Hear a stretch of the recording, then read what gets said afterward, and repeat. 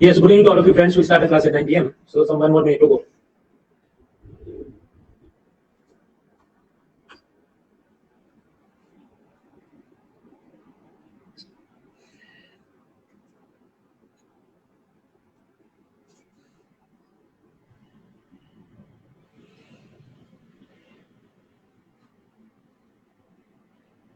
Alright friends, so now it is 9 p.m. in my mobile and we start this class. My first question is, can you see me, can you hear me, क्या मुझे देख सकते हैं, सुन सकते हैं? प्रज्ञा, Nishu, Toby, Rahul, गरिमा, आर्यन, ज्ञानी, अर्पित, निहाल, राजीव, आदिल, अर्पित, रीता, पूर्णिमा and others answer is yes. We start the class. 1% लोग बोले नहीं देख सकते तो अपने कीबोर्ड पर कंट्रोल आर या कंट्रोल शिफ्ट आर प्रेस करिए. क्रोम ब्राउजर यूज करिए, एडवांस डिसेबल करिए, इनकॉग्निटो मोड में लॉगिन करिए and hopefully it should work. Class में जो डाउट आए तो नोट पेन से पूछ लो, नोट पेन से लिख दो और क्लास खत्म होने के बाद गूगल फॉर्म से पूछ लो जिसका लिंक चैट बॉक्स के टॉप सेक्शन में, और फिर वेडनेसडे को एक पीडीएफ फाइल बनाकर मैं उसकी जॉब अपलोड कर दूंगा. तो हम लोग देख रहे थे इकोनॉमी का pillar 1A1 money, commodity money, metallic money, paper money, fiat money, legal tender, cheque के types, cheque translation system, core banking solution, NEFT, RTGS, IMPS, NPCI, UPI, भीम, ई रुपये, ये सब कंप्लीट किया था. आज हमको देख रहे हैं ये रुपये क्या है, various types of cards, card tokenisation, FASTag, ATM types, merchant discount rate, उसके बाद हम लोग क्रिप्टो करेंसी, बिटकॉइन, वो सब देखेंगे. So we are going to proceed like that. But आगे बढ़ने से पहले ट्राई दिस क्वेश्चन जो कर्नाटक पढ़ा था. यूपीएससी की कंबाइंड डिफेंस सर्विस एग्जाम 2011 में पूछा, this exam is meant for recruitment of officers in army, navy, air force. तो उसमें ये पूछा, फाइंड करेक्ट स्टेटमेंट्स. पहला, लेनदेन के लिए न्यूनतम रूप से वैध सिक्का है 50 पैसे का सिक्का. In India the minimum denomination coin acceptable for transaction is 50 पैसा. दूसरा, 50 पैसे से कम या 50 पैसे से छोटी रकम वाले सिक्के वैधानिक निविदा नहीं है भारत में. Coins below 50 paisa is not a legal tender for payment in India. You have to find correct statement. Only one, only two, both correct, neither correct वगैरह. और यहाँ पर आपकी वोटिंग लाइन और टाइमर शुरू होता है अब.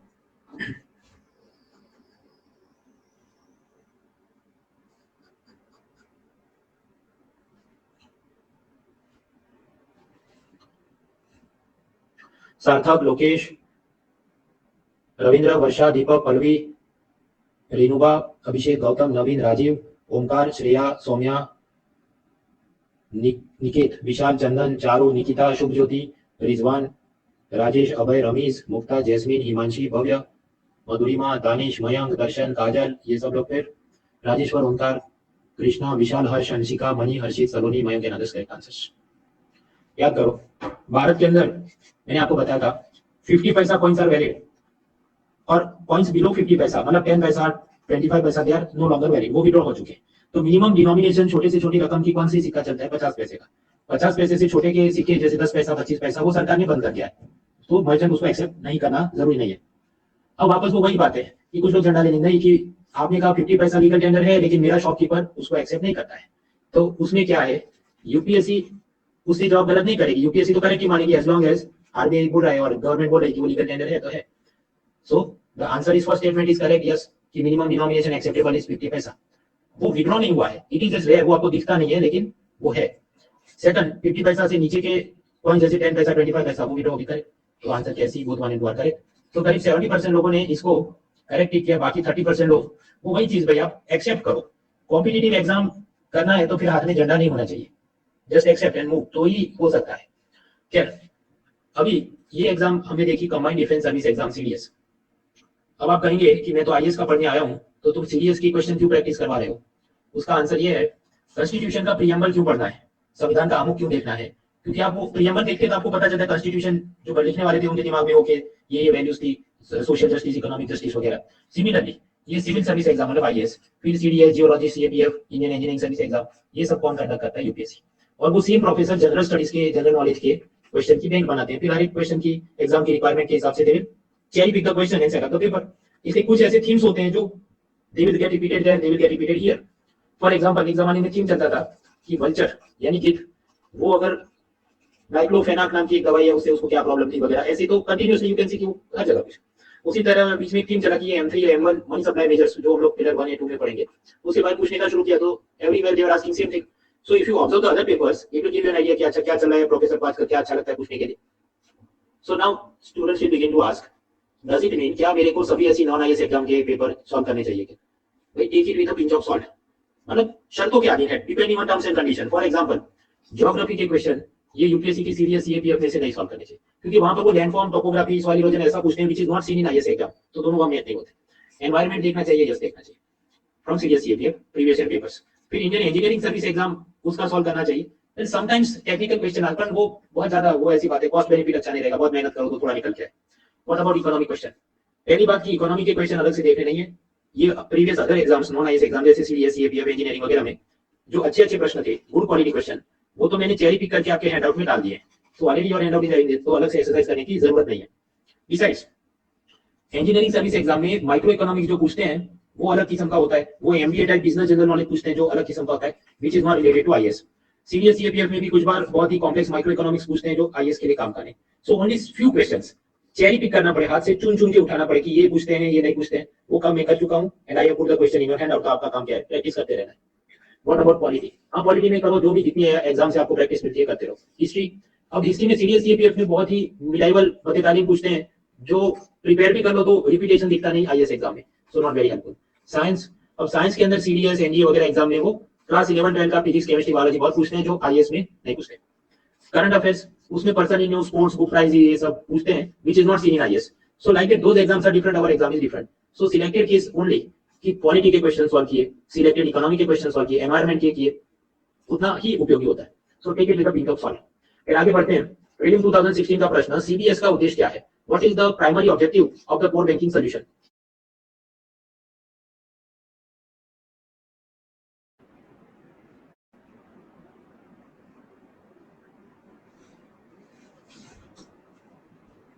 There was some technical problem, I think. अचानक वो बंद हो गया, फिर वापस चालू हुआ। Don't worry, I'm here only. There was some tech problem. तो मैं अभी क्या करता हूँ, just a minute. I will wait for 1 minute. इसको स्टेबल होने दो, ये जो भी था। तो मैं शुरू करूंगा वापस at 9:10. 9:10 पे, मतलब 1 मिनट बाद I'm starting again. Don't worry, I'm here only. I think some whatever server problem was there. ये बंद होके वापस चालू है। Until that time, you can peacefully read the question. आराम से आप क्वेश्चन को पढ़िए।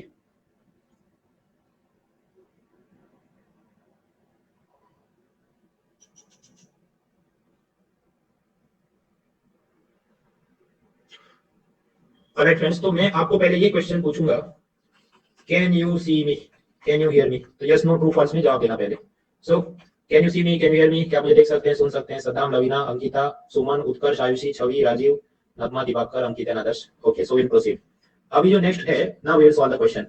कोर बैंकिंग सॉल्यूशन का ऑब्जेक्टिव क्या है? पहला, networking of the bank branches, जिसकी मदद से कस्टमर अकाउंट ऑपरेट कर सकता है। दूसरा, आरबीआई बैंकों पर अच्छे से नियंत्रण रख सके, उसके लिए ये एक सिस्टम है। It is an effort to increase RBI control over commercial banks through computerisation. तीसरा, ऐसी प्रक्रिया जिसके द्वारा एक बैंक दूसरे बैंक को खरीद ले। It is a detailed procedure by which a bank with huge non performing asset is taken over by another bank. So out of this things, what is the objective of core banking solution system? हमारे यहाँ पर आपकी voting line और timer शुरू होता है अब।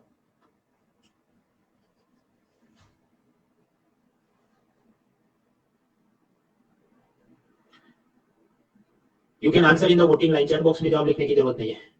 जय, संखा, शशांक, विजय, निकिता, शरद, जतिन, नमन, हर्ष, आकृति, अभिषेक, एकलव्य, दानिश, दीक्षा, अजय, रितु, छवि, दीपक, साइना, विशाल, अनुराग, ये सब लोग। फिर Rajeshwar, Omkar, Sanjay, Ashika, Mani, Harshit, Harsh, Mayank, Priyanka, Mahesh and Adarsh. Correct answers. क्या था core banking solution system? Suppose आप 10,000 रुपए डिपॉजिट करते हो and you go back to your home, तो फिर उस आपके मोबाइल ऐप में आप चेक कर सकते हो, एसबीआई के वेब पोर्टल में चेक कर सकते हो, you find that it will show कि आपका bank balance plus 10,000 it has increased. तो उसको कैसे पता चला? How did your mobile app came to know about this? How did your computer online account came to know about this? वो कैसे पता चलता है उसको? ये कोर बैंकिंग सॉल्यूशन सिस्टम है, उसकी मदद से। So that is the objective. It is a networking of the bank branches, इसकी मदद से customer can operate account regardless of where they open their account. मतलब ये आप सपोज अहमदाबाद में अकाउंट ओपन किया है, you go back to Mumbai, तो उधर से भी आप सब ऑपरेट कर सकते हैं, या दिल्ली जाओ, still you can operate the things because of this online system, जिसको हम कहते हैं core banking solution, web portal, software, whatever. So first statement is correct. Now what about second statement? Effort of RBI to increase the control. RBI तो ये सब नहीं, उसपे supervision का उसका ऑब्जेक्टिव नहीं है इसमें। This is for convenience of the customer. और आपको पूछे प्राइमरी ऑब्जेक्टिव, तो प्राइमरी ऑब्जेक्टिव तो कन्वीनियंस ऑफ द कस्टमर है, आरबीआई कंट्रोल नहीं है। मतलब आरबीआई उसके जरिए बैंकों पर सुपरविजन करेगा, ऐसा इसका ऑब्जेक्टिव नहीं है। तो सेकंड स्टेटमेंट इज रॉन्ग, तो ये डी और डी चला गया। थर्ड स्टेटमेंट जो कहता है it is a procedure by which one bank will by another bank, तो एक बैंक दूसरे बैंक को खरीदेगा, इसमें ये तो सिस्टम है ही नहीं, तो third statement is definitely wrong. Third is definitely wrong. So by elimination B चला गया, डी चला गया, सी चला गया, and you are left with the answer A one only. अब इधर कुछ लोग बीरबल की खिचड़ी पकाएंगे। You know about the story of Birbal की खिचड़ी की? आग इधर लगी है एंड द वेसल, पतीली इधर है, एंड यू आर एक्सपेक्टिंग कि ये कुक हो जाएगी। ये ऐसी बात है कि core banking solution system through which you are operating your online account, और ये आरबीआई इधर बैठा है, ऑफ कोर्स आरबीआई चाहे तो वो सब डेटा मंगवा सकता है और उससे सुपरविजन कर सकता है, but that is a separate, वो आरबीआई अलग से मांग सकता है ईमेल में report, and RBI can do the things in a much systematic manner. Core banking solution system का वो ऑब्जेक्टिव नहीं है कि उसकी मदद से आरबीआई यहाँ पर निगरानी करे, यहाँ पर निगरानी करे, that is not the objective. So therefore this second statement is wrong, third statement is wrong, so answer is the only one. फिर ये प्रश्न 2017 प्रीलिम्स से, यूपीआई टेक्नोलॉजी अपनाने का परिणाम क्या होगा? What is the most likely consequence of implementing the unified payment interface? पहला, अगले 2 दशकों में डिजिटल मुद्रा संपूर्ण रूप से कागजी मुद्रा को हटा देगी। Digital currency will totally replace the physical currency in about 2 decades. Option B, विदेशी प्रत्यक्ष निवेश में बहुत ज्यादा बढ़ोतरी होगी। Foreign direct investment inflow will drastically increase. Option C, गरीबों को सब्सिडी देना, सीधा लाभ देना बहुत ही ज्यादा असरदार हो जाएगा। Direct transfer of the subsidy to poor people will become very effective. Option D, mobile बटवे की जरूरत नहीं होगी ऑनलाइन भुगतान के लिए। Mobile wallets will not be necessary for online payments. और यहाँ आपकी वोटिंग लाइन का टाइमर शुरू होता है अब।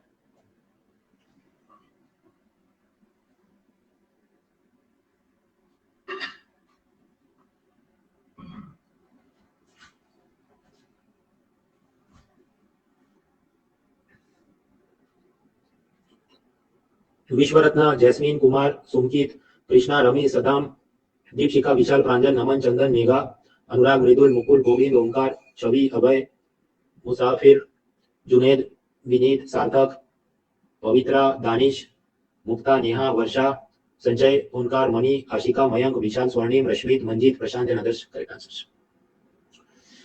फर्स्ट ऑफ ऑल, ये जो शब्द कहता है foreign direct investment will increase, ये क्या कहना चाहता है? तो will learn about the foreign direct investment in third pillar. वो ऐसी चीज है कि suppose there is a company Flipkart, जो इंडिया की कंपनी है, तो उसके अंदर जितना भी शेयर होल्डिंग होगा, ओनरशिप होगी 100%। नाउ सपोज कोई फॉरेन एंटिटी जैसे कि वॉलमार्ट फ्लिपकार्ट कंपनी के मोर देन 10% शेयर्स खरीद ले, सपोज 1%, तो उस नाम पे जितना पैसा भारत में आया वो हम कहेंगे फॉरेन डायरेक्ट इन्वेस्टमेंट का पैसा आया है। सो एफडीआई क्या है? कोई विदेशी इकाई भारतीय कंपनी में 10% से ज्यादा शेयर खरीदे, it is more than 10% share investment by a foreign entity into individual company. जैसे कि वॉलमार्ट ने फ्लिपकार्ट के 77% शेयर्स खरीद लिए, तो ऐसा करके उसने सपोज सचिन बंसल और वो बिन्नी बंसल को जो पैसा दिया होगा, जो कि उसके ओरिजिनल फाउंडर्स थे, तो जितना पैसा इंडिया में उसे हम क्या कहेंगे? एफडीआई का पैसा आया है। अब आप सोचो, यूपीआई है, we use the UPI to make mobile apps, mobile payment app बनाते हैं हम यूपीआई टेक्नोलॉजी से, तो उससे क्या फायदा होगा? कि people are going to do the shopping, yes, online shopping करेंगे, ऑफलाइन शॉपिंग करेंगे, बात बराबर है। तो अमेजॉन कंपनी इंडिया में आएगी, yes, Amazon will come to India, और अमेजॉन एक बिग बाजार नाम का शॉपिंग मॉल चेन भी खरीदना चाहती है। So whatever money Amazon is bringing to India, वो सब क्या होगा? एफडीआई को, अगर इंडिया के ऐसे बिग बाजार और दूसरी कंपनियों में इन्वेस्टमेंट शुरू करे, तो वो सब बात बराबर है।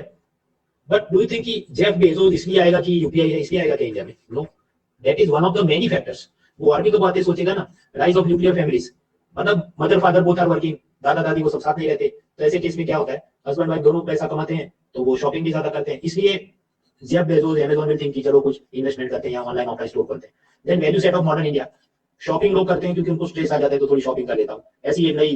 फिर नेक्स्ट जनरेशन जो लॉन्ग टर्म सेविंग्स का बहुत ज्यादा नहीं सोचती, जैसे आपके मदर फादर हर बात ये सोचे, नहीं नहीं ये नहीं करना है, let us save the money, but younger generation नहीं नहीं, every week let us order something from Swiggy, Zomato, let us go out for dinner.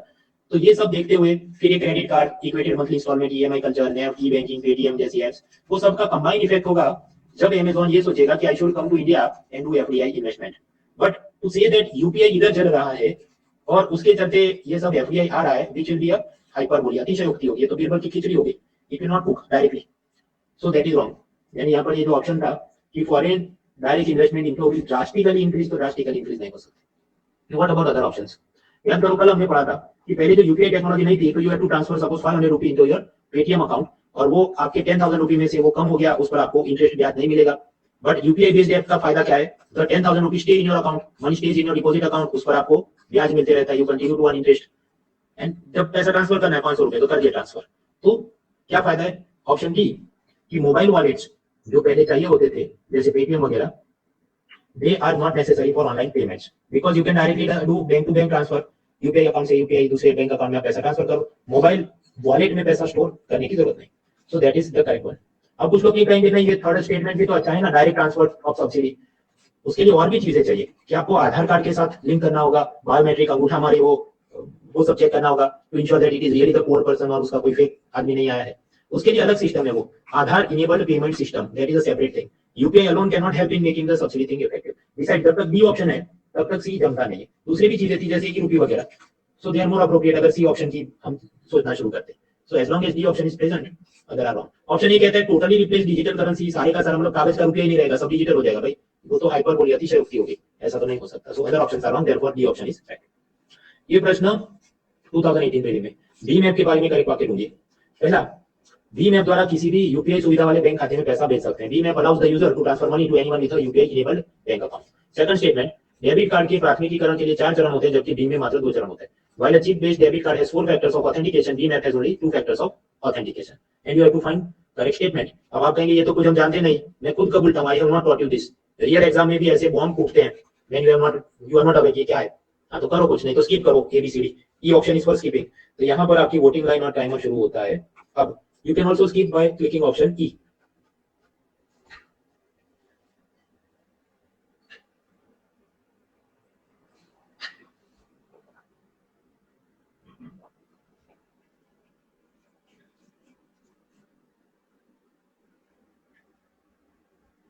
Nishu, Deepak, Pinky, Darshan, Vijay, Satyam, Pallavi, Rizwan, Musafir, Shavez, Jaya, Ravi, Yatvinder, Mahesh, Harsh, Suraj, Jaki, Eklavya, अभय, मयंक, दानिश, छवि, गौतम, जय संखा, निकिता, लोकेश, ये सब फिर संचय, ओंकार, राशिका, विशाल, स्वर्णिम, प्रशांत, मंजित, रश्मित, मयंक, आशीष एंड अदर्स करेक्ट आंसर्स। देखिए पहला स्टेटमेंट आप ऑब्जर्व करो, क्या कहता है? भीम अलाउज ट्रांसफर मनी बराबर है with UPI enabled bank account. ये क्या कहना चाहता है? देखिए बाय डिफॉल्ट जब आप बैंक अकाउंट ओपन करते हैं, पहली बार क्रिएट करते हैं, it is not linked with UPI. तो अपने आप ऐसा नहीं कि आपने जाके एसबीआई में खाता खोला और वो सीधा मोबाइल ऐप में ट्रांसफर चालू हो जाए, ऐसा नहीं है। वो आपने वहां पर जाके ऑनलाइन या ऑफलाइन कुछ एप्लीकेशन देना होगा, ऑथराइजेशन देना होगा, साइन करके देना होगा कि okay please allow this UPI based apps to access my bank account. तो सीधा सीधा जैसे आप जानते हैं कई सारे एप्स ऐसे होते हैं, आप गूगल से लॉगिन कर सकते हैं, but first you have to authorise them to use your Google credentials. तो ऐसा जो अकाउंट होगा जिसमें आपने खुद टिक करके बैंक मैनेजर को बोला है कि yes allow UPI facility on this, उसे हम कहते हैं यूपीआई इनेबल्ड बैंक अकाउंट।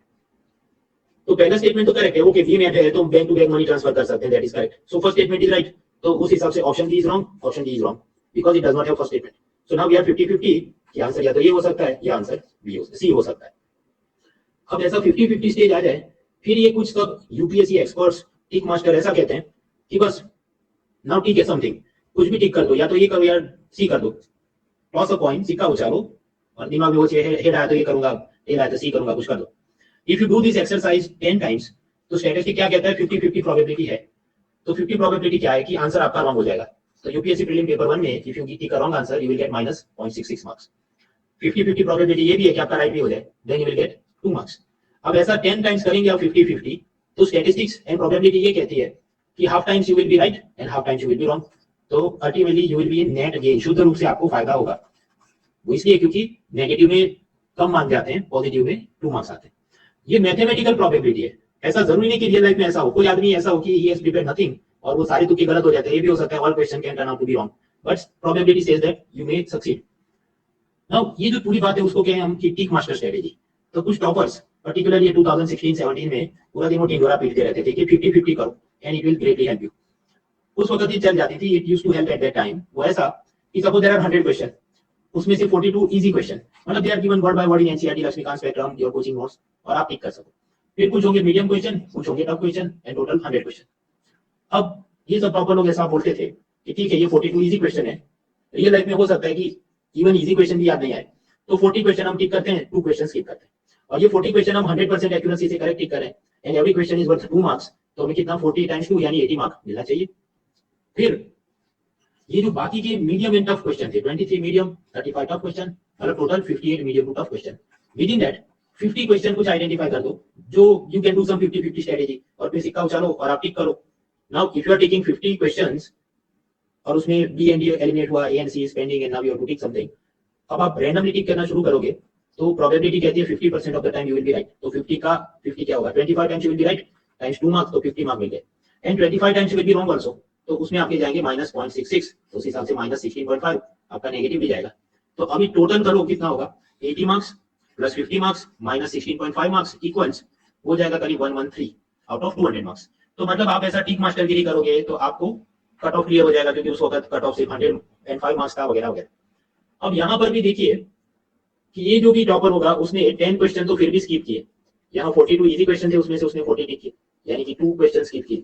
यहाँ पर 58 मीडियम टू टफ थे, उसमें से भी उसने 8 जितने स्किप किए। तो ये क्या दिखाता है? Even if you do this type of things, still कुछ तो ऐसे क्वेश्चन होंगे where you cannot even do 50-50 elimination, तो फिर उसे skip करना चाहिए. ऐसा नहीं कि 90% of our life we should spend on those tough questions only. क्या ये सब कहने की बात है, it is for pleasuring your heart, दिल बहलाने के लिए कि देखो ऐसा हो सकता था. But now it is difficult.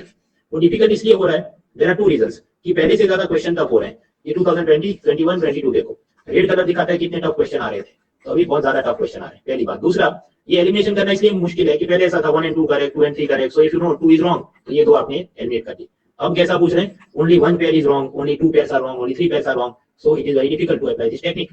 But in some places you can still apply, कुछ जगह पर हो जाता है. बट ऐसा मत सोचो कि ये है तो ही मैं पास हो जाऊंगा and I don't have to study anything, ऐसा नहीं. फिर वापस क्वेश्चन पे आते हैं. क्वेश्चन स्टेटमेंट क्या था?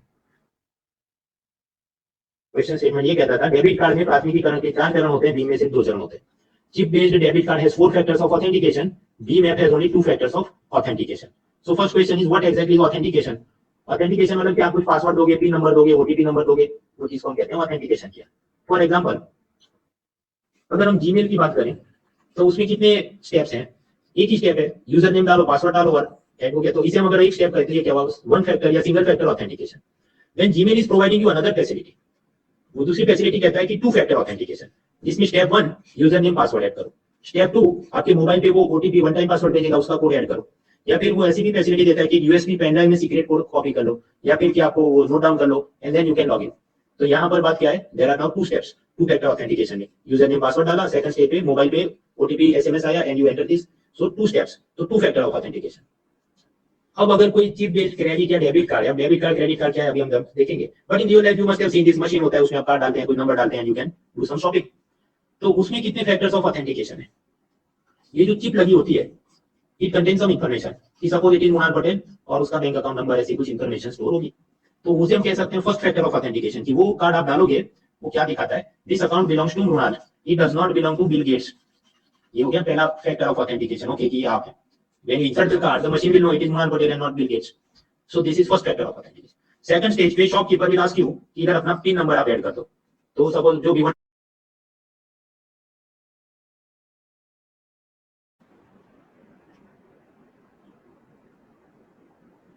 let it get loaded, इसको लोड होने दो, जस्ट अ मिनट.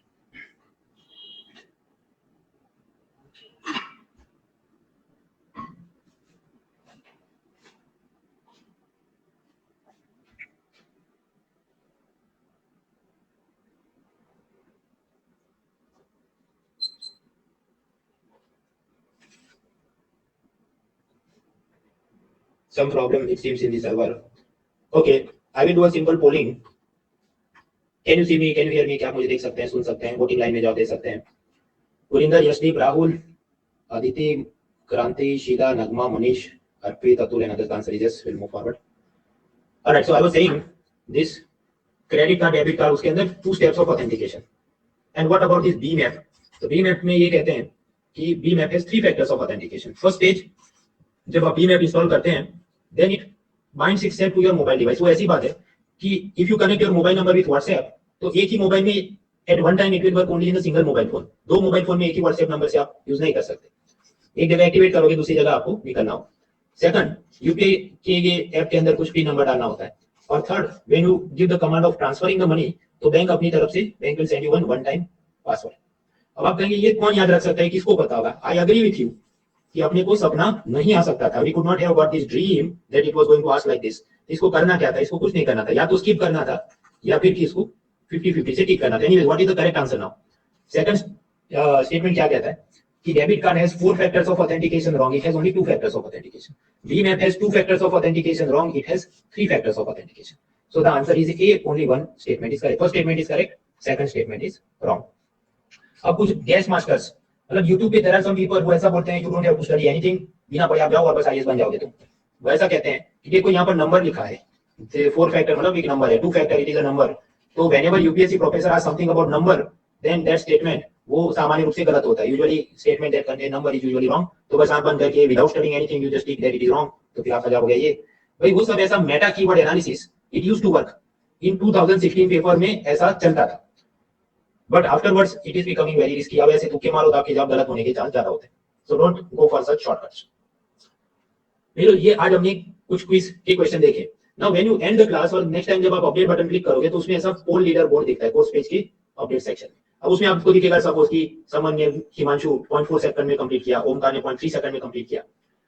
वो कैसे हो सकता है भाई? वो यूजुअली वो प्रीवियस बैच के स्टूडेंट हैं जो सिर्फ प्रैक्टिस और रिवीजन के लिए वापस बैठे हैं, so they are familiar, okay this question is there, so do not feel demotivated. जो फर्स्ट टाइमर है, जो फर्स्ट टाइम ये कोर्स में बैठ रहे हैं, do not feel demotivated. UPSC में फास्ट क्वेश्चन आप टिक करोगे, if you tick the question in a very rapid manner in 0.2 second only, तो यूपीएससी उसके एक्स्ट्रा मार्क नहीं देता है, so don't worry about that. But take some self determination. क्या चाहिए भाई? हिमांशु, ओमकार और Aryan, they are getting 3 out of 3 correct, then I should also get prepared to get a good score. क्योंकि वो सब क्या है, वही तो सब सीनियर प्लेयर आपको कंपटीशन देंगे and then you will not succeed in the exam if you do not prepare. तो बस वो देखना है कि I should get maximum number of questions correct, do not worry about the rank और speed, मेरा नाम इधर आया नहीं, I don't worry about that. यार तो अभी हमको समझना है रुपए क्या है, वो भी समझते हैं but with a fresh mind. So let us take a break for 5 minutes, a break for 5 minutes.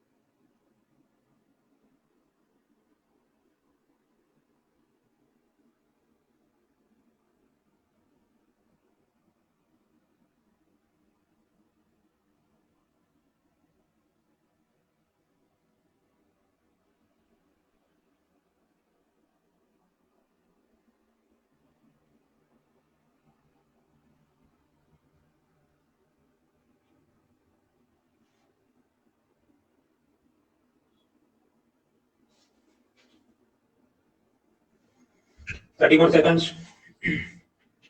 Once again, friends, in the voting section, let me know. Can you see me? Can you hear me? आप मुझे देख सकते हैं, सुन सकते हैं? निहाल, एकलव्य, स्वीटी, गुरिंदर, शिवम, हिमांशु, अखंड, मेघा, आयुषी, अर्पित, Bhavesh and others. The answer is yes. We start. 2% लोग बोल नहीं देख सकते तो अपने कीबोर्ड पर कंट्रोल आर या कंट्रोल शिफ्ट प्रेस करिए, क्रोम ब्राउजर यूज करो, and disable pro and so forth. तो हम लोग देख लेते हैं इकोनॉमी पिलर 1 अभी आज थोड़ा टाइम हम स्पेंड करते हैं regarding this card types in RuPay technology. You are aware of the card. ये कार्ड क्या होते हैं? मशीन में आप इंसर्ट करोगे और पैसा वो शॉपिंग कर सकते हैं। Now suppose I am a customer of SBI और सारे मर्चेंट्स को एसबीआई कनेक्ट करे, ये जो ब्लू लाइन है उससे, कि SBI manager goes to every merchant shop और उसको ऐसा मशीन दे दे कि तुम ये यूज करना, व्हेनेवर आवर कस्टमर कम्स ये वाले मशीन में एसबीआई का कार्ड इंसर्ट करना एंड देन ट्रांसफर होगा और तुम्हारा शॉपिंग बढ़े वगैरह। देन पैरेलली एक्सिस बैंक वाला also goes in the shopkeepers shop कि ये मेरा सेकंड मशीन है, इसे तुम रखो, so whenever my axis customer comes वो अपना मशीन में कार्ड इंस्टॉल करे, तुम उसको शॉपिंग करने देना। But if you do this it will result in duplication of effort, ये तो प्रयत्नों का व्यर्थ दोहरा होगा कि हर एक बैंक के हर एक मैनेजर ने हर एक जगह जाके क्यों मशीन डालना है, right? So then what is the way forward? Way forward ये है कि ऐसा हर एक को नहीं करना चाहिए, कोई एक मिडिल मैन लाके दो, मिडिल मैन बिचौलिया दलाल, वो कौन होगा? ये कंपनियां जैसे वीजा, मास्टर कार्ड, वो सब होते हैं पेमेंट गेटवे। उसका काम क्या है? On one side they will tie up with the banks and on the other side they will tie up with the merchants, दोनों जगह वो टाई अप कर लेंगे और बीच में वो नेटवर्क संभालेगा, so that every bank manager does not have to connect with every merchant. तो वो सिस्टम है, okay, it is more efficient. तो नाउ क्वेश्चन इज, ये वीजा और मास्टर कार्ड ऐसा क्यों करेंगे? Why should Visa and Mastercard do this service? तो जहां पे कोई काम क्यों करेगा भाई, उसको पैसा मिलता होगा, he must be earning some money, वो दो बाजू से पैसा कमाता है। ऑन वन साइड ये वीजा मास्टर कार्ड मर्चेंट से फीस लेता है जिसका नाम होता है merchant discount rate MDR, and on the other side second side वो कस्टमर से भी फी लेता है, एनुअल फीस। आप कोई क्रेडिट कार्ड लो तो उसकी कुछ सर्विस चार्जिंग होगी, सपोज की 499 रुपीज पर ईयर, बट उसमें टर्म्स एंड कंडीशन होगी कि suppose you are doing shopping worth 1 lakh रुपए, तो ये माफ, then no service fees for you. Why? क्योंकि वो उस हिसाब से इधर कमा लेगा ना मर्चेंट डिस्काउंट रेट में। See whenever you are doing shopping the card companies are very happy, क्योंकि उसको मर्चेंट की साइड से ही विल अर्न फीस जिसका नाम होता है merchant discount rate. Okay, so card company will earn money, but there is a challenge in this. ये जो वीजा मास्टर कार्ड जैसी payment gateway companies, card companies, they charge very high level of fees every year. 300 crore रुपए जितना तो वो fees में ले लेते हैं दो जगह से, from here also and from here also. तो इंडिया की ये एनपीसीआई कंपनी जिसके बारे में कल देखा था, फेमस फॉर द यूपीआई, भीम, IMPS and other technology. So NPCI started to think कि भाई मैं भी ऐसा कार्ड टेक्नोलॉजी, कार्ड नेटवर्क बनाता हूं जिसका नाम होगा रुपे, और एनपीसीआई का ये कहना है कि मेरी फीस दूसरों से 40% कम होगी। सो NPCI is taking less fees compare to Mastercard, Visa वगैरह। तो इससे फायदा क्या? मर्चेंट को भी फायदा, कस्टमर को भी फायदा, क्योंकि ये पूरे कार्ड सिस्टम में फीस थोड़ी कम होगी। And the bankers are also happy, क्योंकि जितना शॉपिंग होगा उस हिसाब से बैंक ट्रांजैक्शन बढ़ेंगे तो उनका बिजनेस ग्रो होगा। सो दैट इज एनपीसीआई और उसका ये रुपे नेटवर्क। अब ये सारी जो कंपनियां हैं, RuPay, Mastercard, Visa and so forth, they have to store data, क्योंकि आप शॉपिंग करते हैं तो उसका बहुत सारा डेटा होगा। तो आरबीआई ये कहता है कि you must store data in India, Bharat का डेटा भारत में रखना है। लेकिन master card company they were not doing this, वो इंडियन कस्टमर का डेटा इंडियन सर्वर में नहीं रखती थी, तो आरबीआई ने उसको बैन कर दिया। फिर वापस उसने कहा कि now I will comply with RBI directives, तो फिर आरबीआई ने उसका बैन हटा दिया, तो बैन गॉट कैंसल्ड। अब ये क्या चीजें हैं? These are dynamically changing information, एक महीने बैन होगा, सेकंड महीने अनबैन होगा। तो smart UPSC examiner usually avoid करते हैं ऐसे सब, बिजनेस जनरल नॉलेज नहीं पूछते। However in the CDS exam and CAPF exam कुछ बार वो ऐसे सब जनरल नॉलेज भी पूछते हैं कि which of the company got banned, which of this bank उस पर लिमिट लगी वगैरह। Now some more types of cards. Amazon gift card 1500 rupees, ये क्या कह रहा है? बेसिकली आप ऑनलाइन वेबसाइट पे जाओगे अमेजोन की, आप उसको पैसा दोगे। आप पैसा कैसे दोगे? Through net banking, card payment वगैरह, एंड देन वो आपको ऐसा कार्ड घर पे भेजेगा।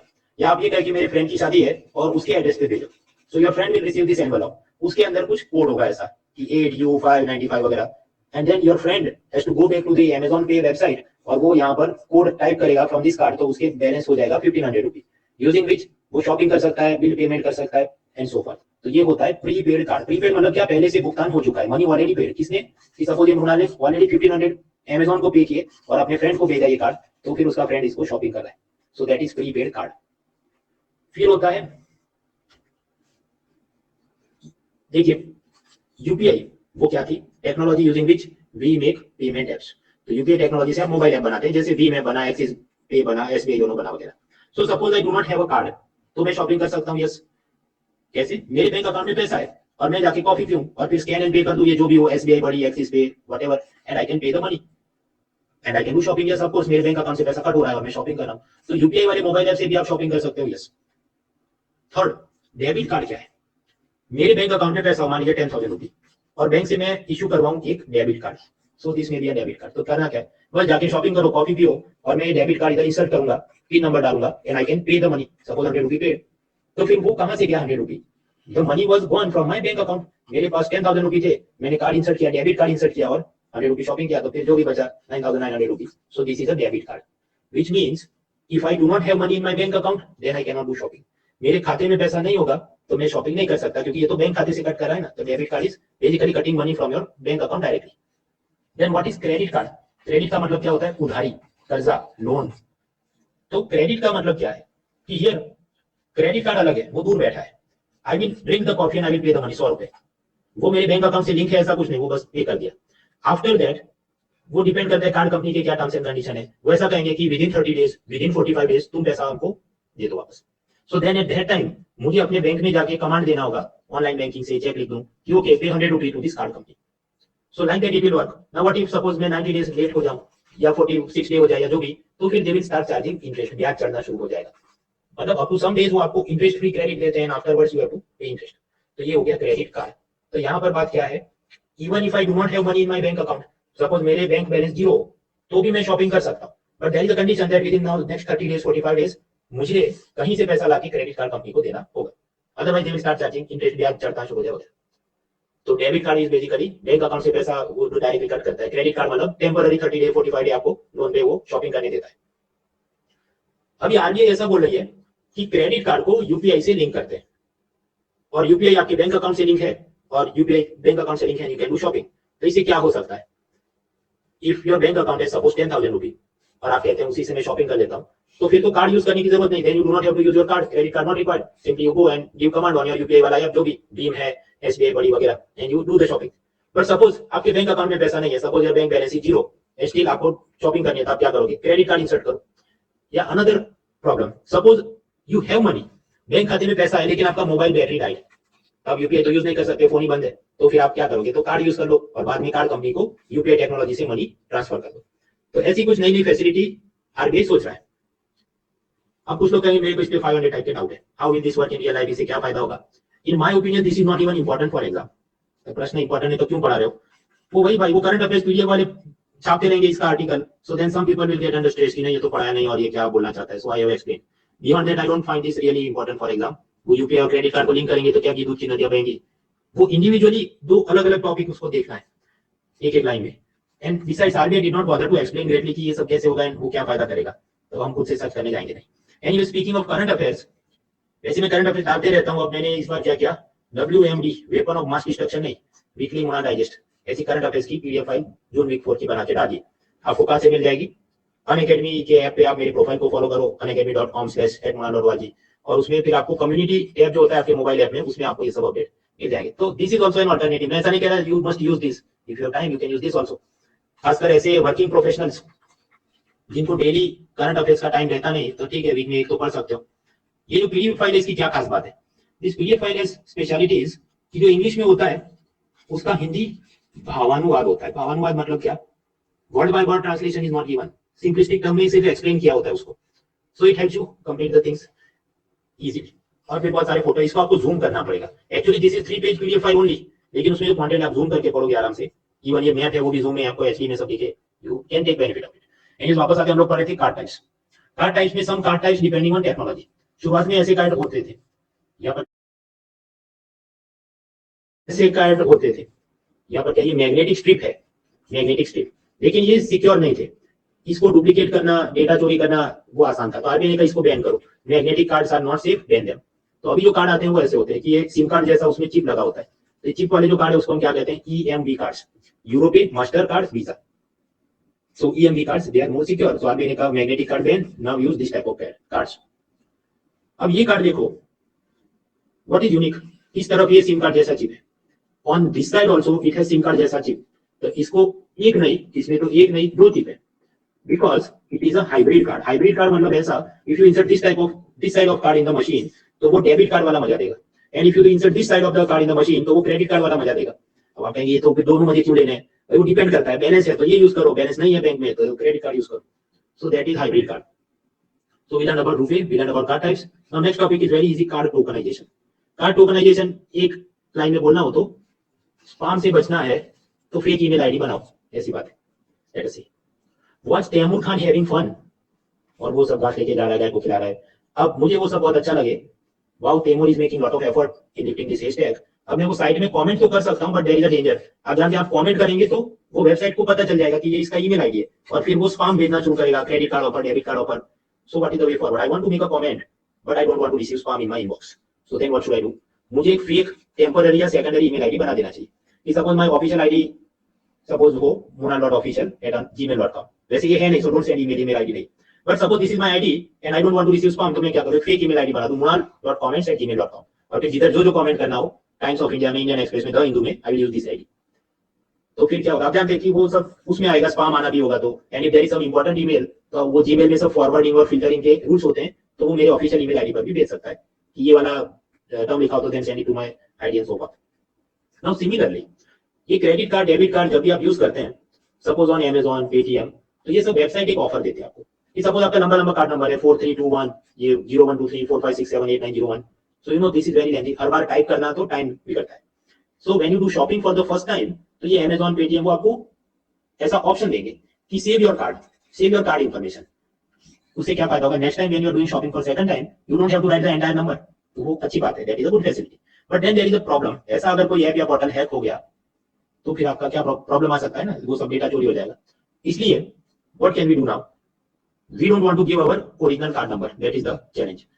तो हम क्या करें, फेक आईडी बना दो, बस वो वही बात है, फेक आईडी बनाने की बात है इधर। So card tokenization means what, similar to creating a fake ID for emails, कि जैसे सपोज एक आदमी हो विजय दीनानाथ चौहान और उसका कार्ड नंबर ये हो 47255346 वगैरह, बट वो Amazon साइट में इसको स्टोर नहीं करना चाहता, तो वो कोई ऐसा सेकेंडरी या फेक आईडी बना दे जिसे हम कहेंगे उसका टोकन नंबर की 4725 अष्टम जो बाद में लिखा उसमें, and this will be linked to this, जैसे कि आपका सेकेंडरी ईमेल आईडी आपकी प्राइमरी आईडी के साथ आप लिंक कर दो, ऐसा कोई टेक्नोलॉजी होगी। इससे फायदा क्या है, even if the hacker is stealing this number, उसको आपका रियल आईडी पता नहीं चलेगा, so hacker will not be able to know my card number, expiry date and other details, that is the benefit of card tokenization. बस ये था, एक line का ये कि आरबीआई ऐसा बोल रहा है कि ऐसा सब सिस्टम इंप्लीमेंट करो, लेकिन ये सब जो मर्चेंट वेबसाइट है Amazon वगैरह वो कह रहे नहीं इसमें हमारा टेक्नोलॉजी नहीं है, देन वीजा मास्टर कार्ड दिया नहीं है, ये दिस इज डिफिकल्ट, तो उसकी कुछ डेडलाइन होगी कि सपोज 1 जनवरी 2022 से करना था, but everyone on this card company Amazon they said no this is difficult, तो आरबीआई इसको डिले कर रहा है कि ओके तो फिर मार्च से करना, फिर सितंबर से करना, सो that is just one line information, इसे आगे इसको पढ़ना नहीं है, इसमें प्राइमरी अकाउंट नंबर क्या होता है, डी टोकनाइजेशन क्या होता है, सीवीवी क्या होता है। सी इंडियन एक्सप्रेस जब एक्सप्लेन सीरीज बनाए, सब Indian Express the Hindu, so you have to consider कि वो तो पब्लिक एट लार्ज, जनता के लिए भी तो आर्टिकल लिख रहा है, and real people will want to know about this case को असल में कैसे करना है, बट इन रियल वर्ल्ड जो होता है UPSC will not ask all of that, तो यूपीएससी इसको पूछेगा ये टॉपिक की क्या औकात है, सिंगल लाइन ऑब्जेक्टिव क्या औकात है, कि preventing the card frauds, preventing your data from getting stolen, बस तो उतना एक लाइन में याद रखना है, वो कैसे काम करता है will not study, so card tokenization is done. Now next is FASTag, ये क्या, एनसीएमसी, ये जापान अमेरिका वगैरह में क्या होता है, you go to a railway station तो आपको टिकट नहीं लेनी होती, आप अपना कार्ड इधर टैप करोगे और वो उसमें पैसा कट हो जाएगा और ये गेट खुलेगा, ये जाओ, तो दैट ऐसी सब फैसिलिटी इंडिया में वो इसलिए लॉन्च किया गया, national common mobility card NCMC, वो urban ministry, national payment corporation of India, कुछ और बैंक्स ने मिलकर इसको लॉन्च किया। तो इसमें कार्ड होता है, वो डेबिट कार्ड भी हो सकता है, क्रेडिट कार्ड भी हो सकता है, प्रीपेड भी हो सकता है, और फिर आप ये मशीन में उसको टैप करते हो और मशीन गेट खोल देता है, तो वो क्या होगा, ऑटोमेटेड गेट या स्वचालित गेट, तो वो स्वागत सिस्टम है, and then you are tapping the card और उसमें फीस या टिकट आपकी जनरेट हो जाती है, तो वो सब सिस्टम होगी, उसको क्या कहते हैं, स्वीकार सिस्टम। तो ये पूरी चीज बनाई गई है। फिर एक चीज चलती है फास्टैग। फास्टैग क्या है, आप कोई हाईवे पर जाते हैं और गवर्नमेंट की वहां सिस्टम हो कि टोल कलेक्ट करेंगे। टोल क्या होता है, सपोज गवर्नमेंट ने हाईवे बनाने के लिए 100 करोड़ स्पेंड किए हो and now government wants to recover the money, तो वो हर एक गाड़ी से सपोज 40 रुपी 20 रुपी फीस लेना शुरू करे, दैट इज टोल। तो अब जा रहे हैं गाड़ी से, देयर इज वन ऑप्शन कि कैश में पैसा दे दो, लेकिन उसमें छुट्टे की मगजमारी होगी, it will continue consume lot of time, एक आदमी का पैसा गिनने में ट्रैफिक विल गेट डिलेड। तो व्हाट इज द सॉल्यूशन, कि आपकी कार के ये विंडशील्ड पे ऐसा स्टिकर लगा दो जिसको हम कहते हैं फास्टैग स्टिकर। उस स्टिकर के अंदर पैसा है, वो कैसे पैसा है, you can load the money inside it by using some mobile app, जिसकी मदद से वो जो भी स्कैन करेगा और उसमें पैसा ट्रांसफर करेंगे। And when your car is going from this particular junction, तो RFID टेक्नोलॉजी की मदद से वो उसमें से डिटेक्ट कर लेगा, पैसा कट कर लेगा। इससे फायदा क्या है, faster movement of traffic, no मगजमारी ऑफ छुट्टा पैसा, so that is FASTag technology. इसमें और भी आप पढ़ सकते हैं व्हाट इज RFID, वो साइंस टेक्नोलॉजी के क्लासेस बुक्स वगैरह में देख लेना।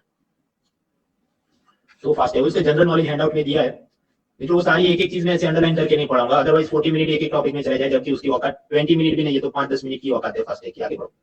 सो next topic is, so what we are learning today, digital payment में ये कार्ड टाइप देखे, टोकनाइजेशन देखा, फास्टैग देखा। Now next topic is ATM types.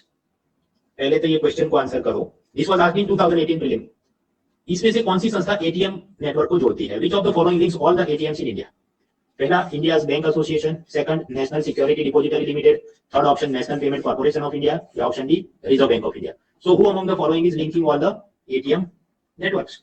और यहाँ आपकी वोटिंग लाइन और टाइमर शुरू होता है अब।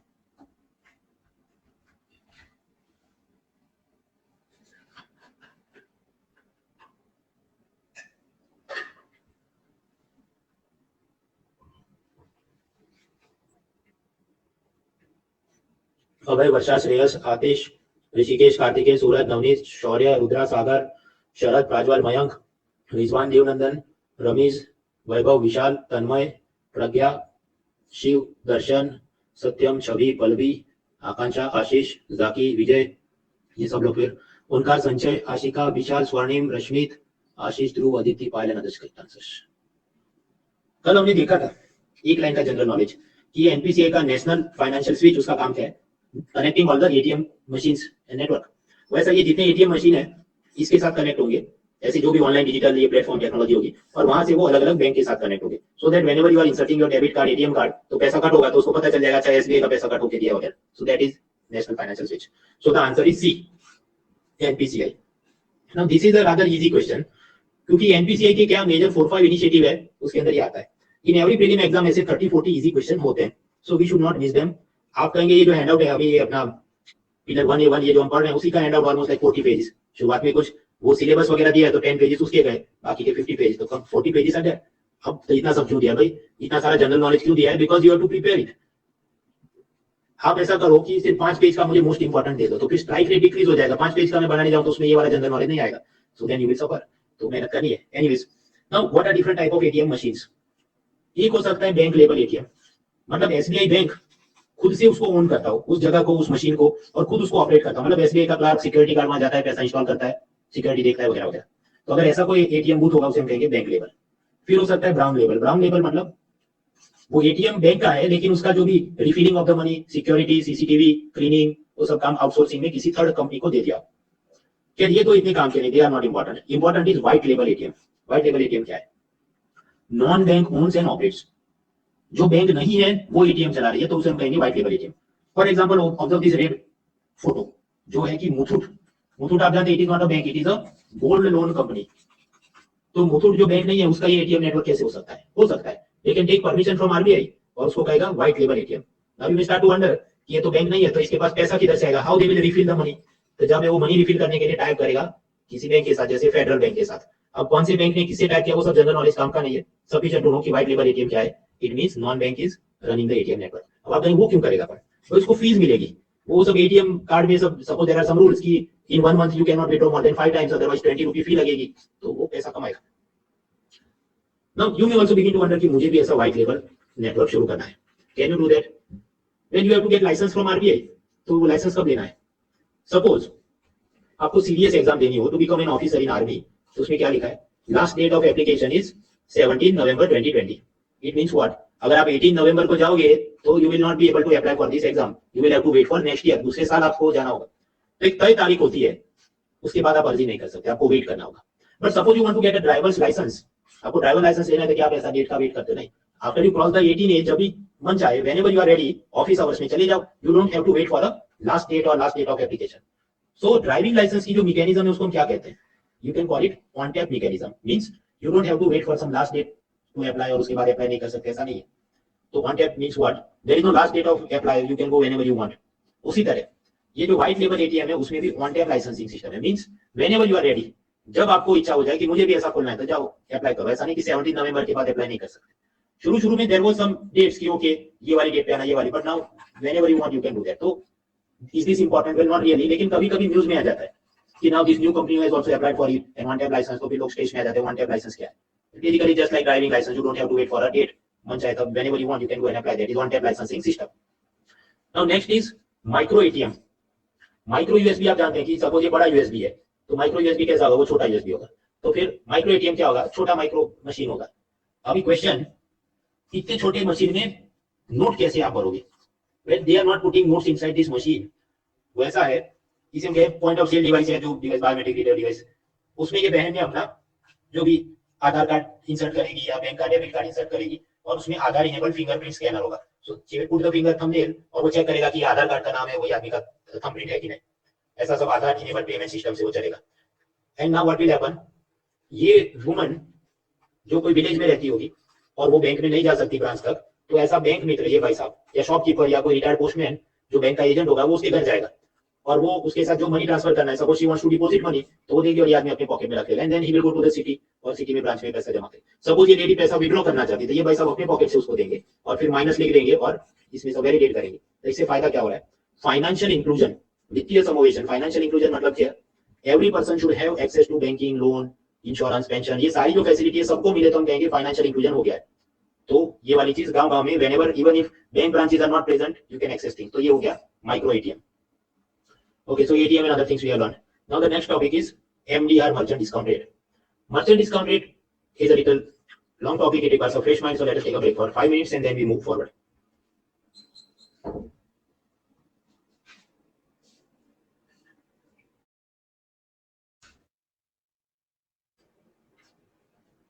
Alright, 30 more seconds.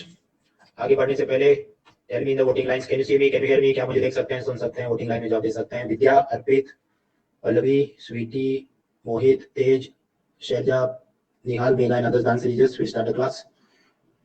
All right. So what we are learning today?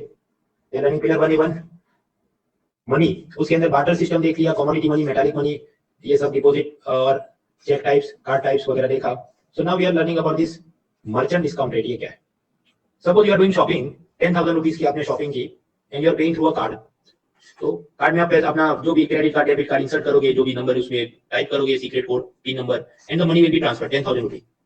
Now does it mean कि सेलर को 10,000 रुपीज मिलेंगे? द आंसर इज नो, क्योंकि ये जो बीच में वीजा, मास्टर कार्ड, बैंक, ये जो पूरा नेटवर्क चल रहा है, they will want to earn some fees out of it, क्योंकि वो धर्मशाला नहीं चला रहा है, उनको भी नेटवर्क चलाने के लिए जो भी internet, electricity, staff, they require money, fees.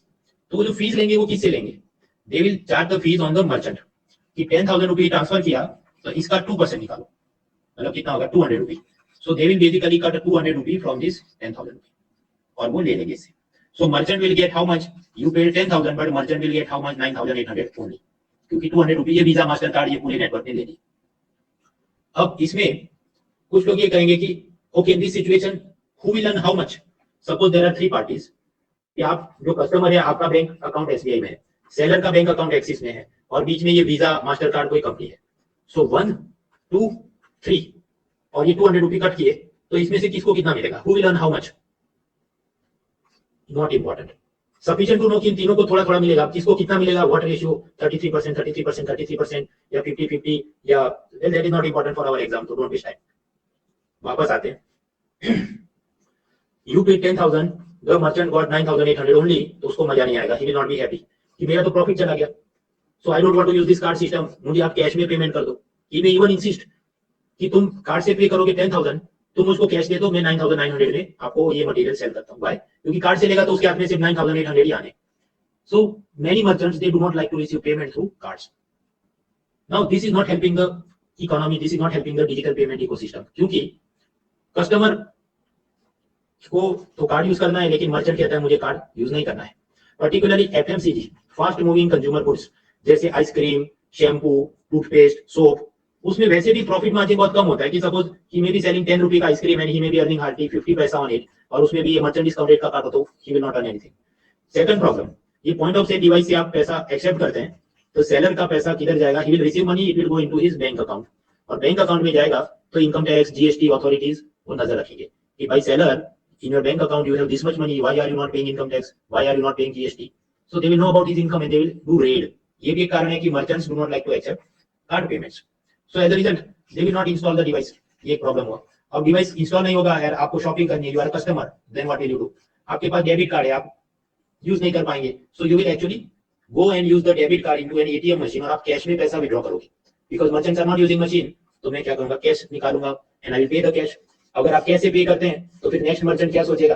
Customer cash में पे कर रहा है ना, तो मशीन क्यों लगाना है? Why should we install machine when customer is willing to pay in cash?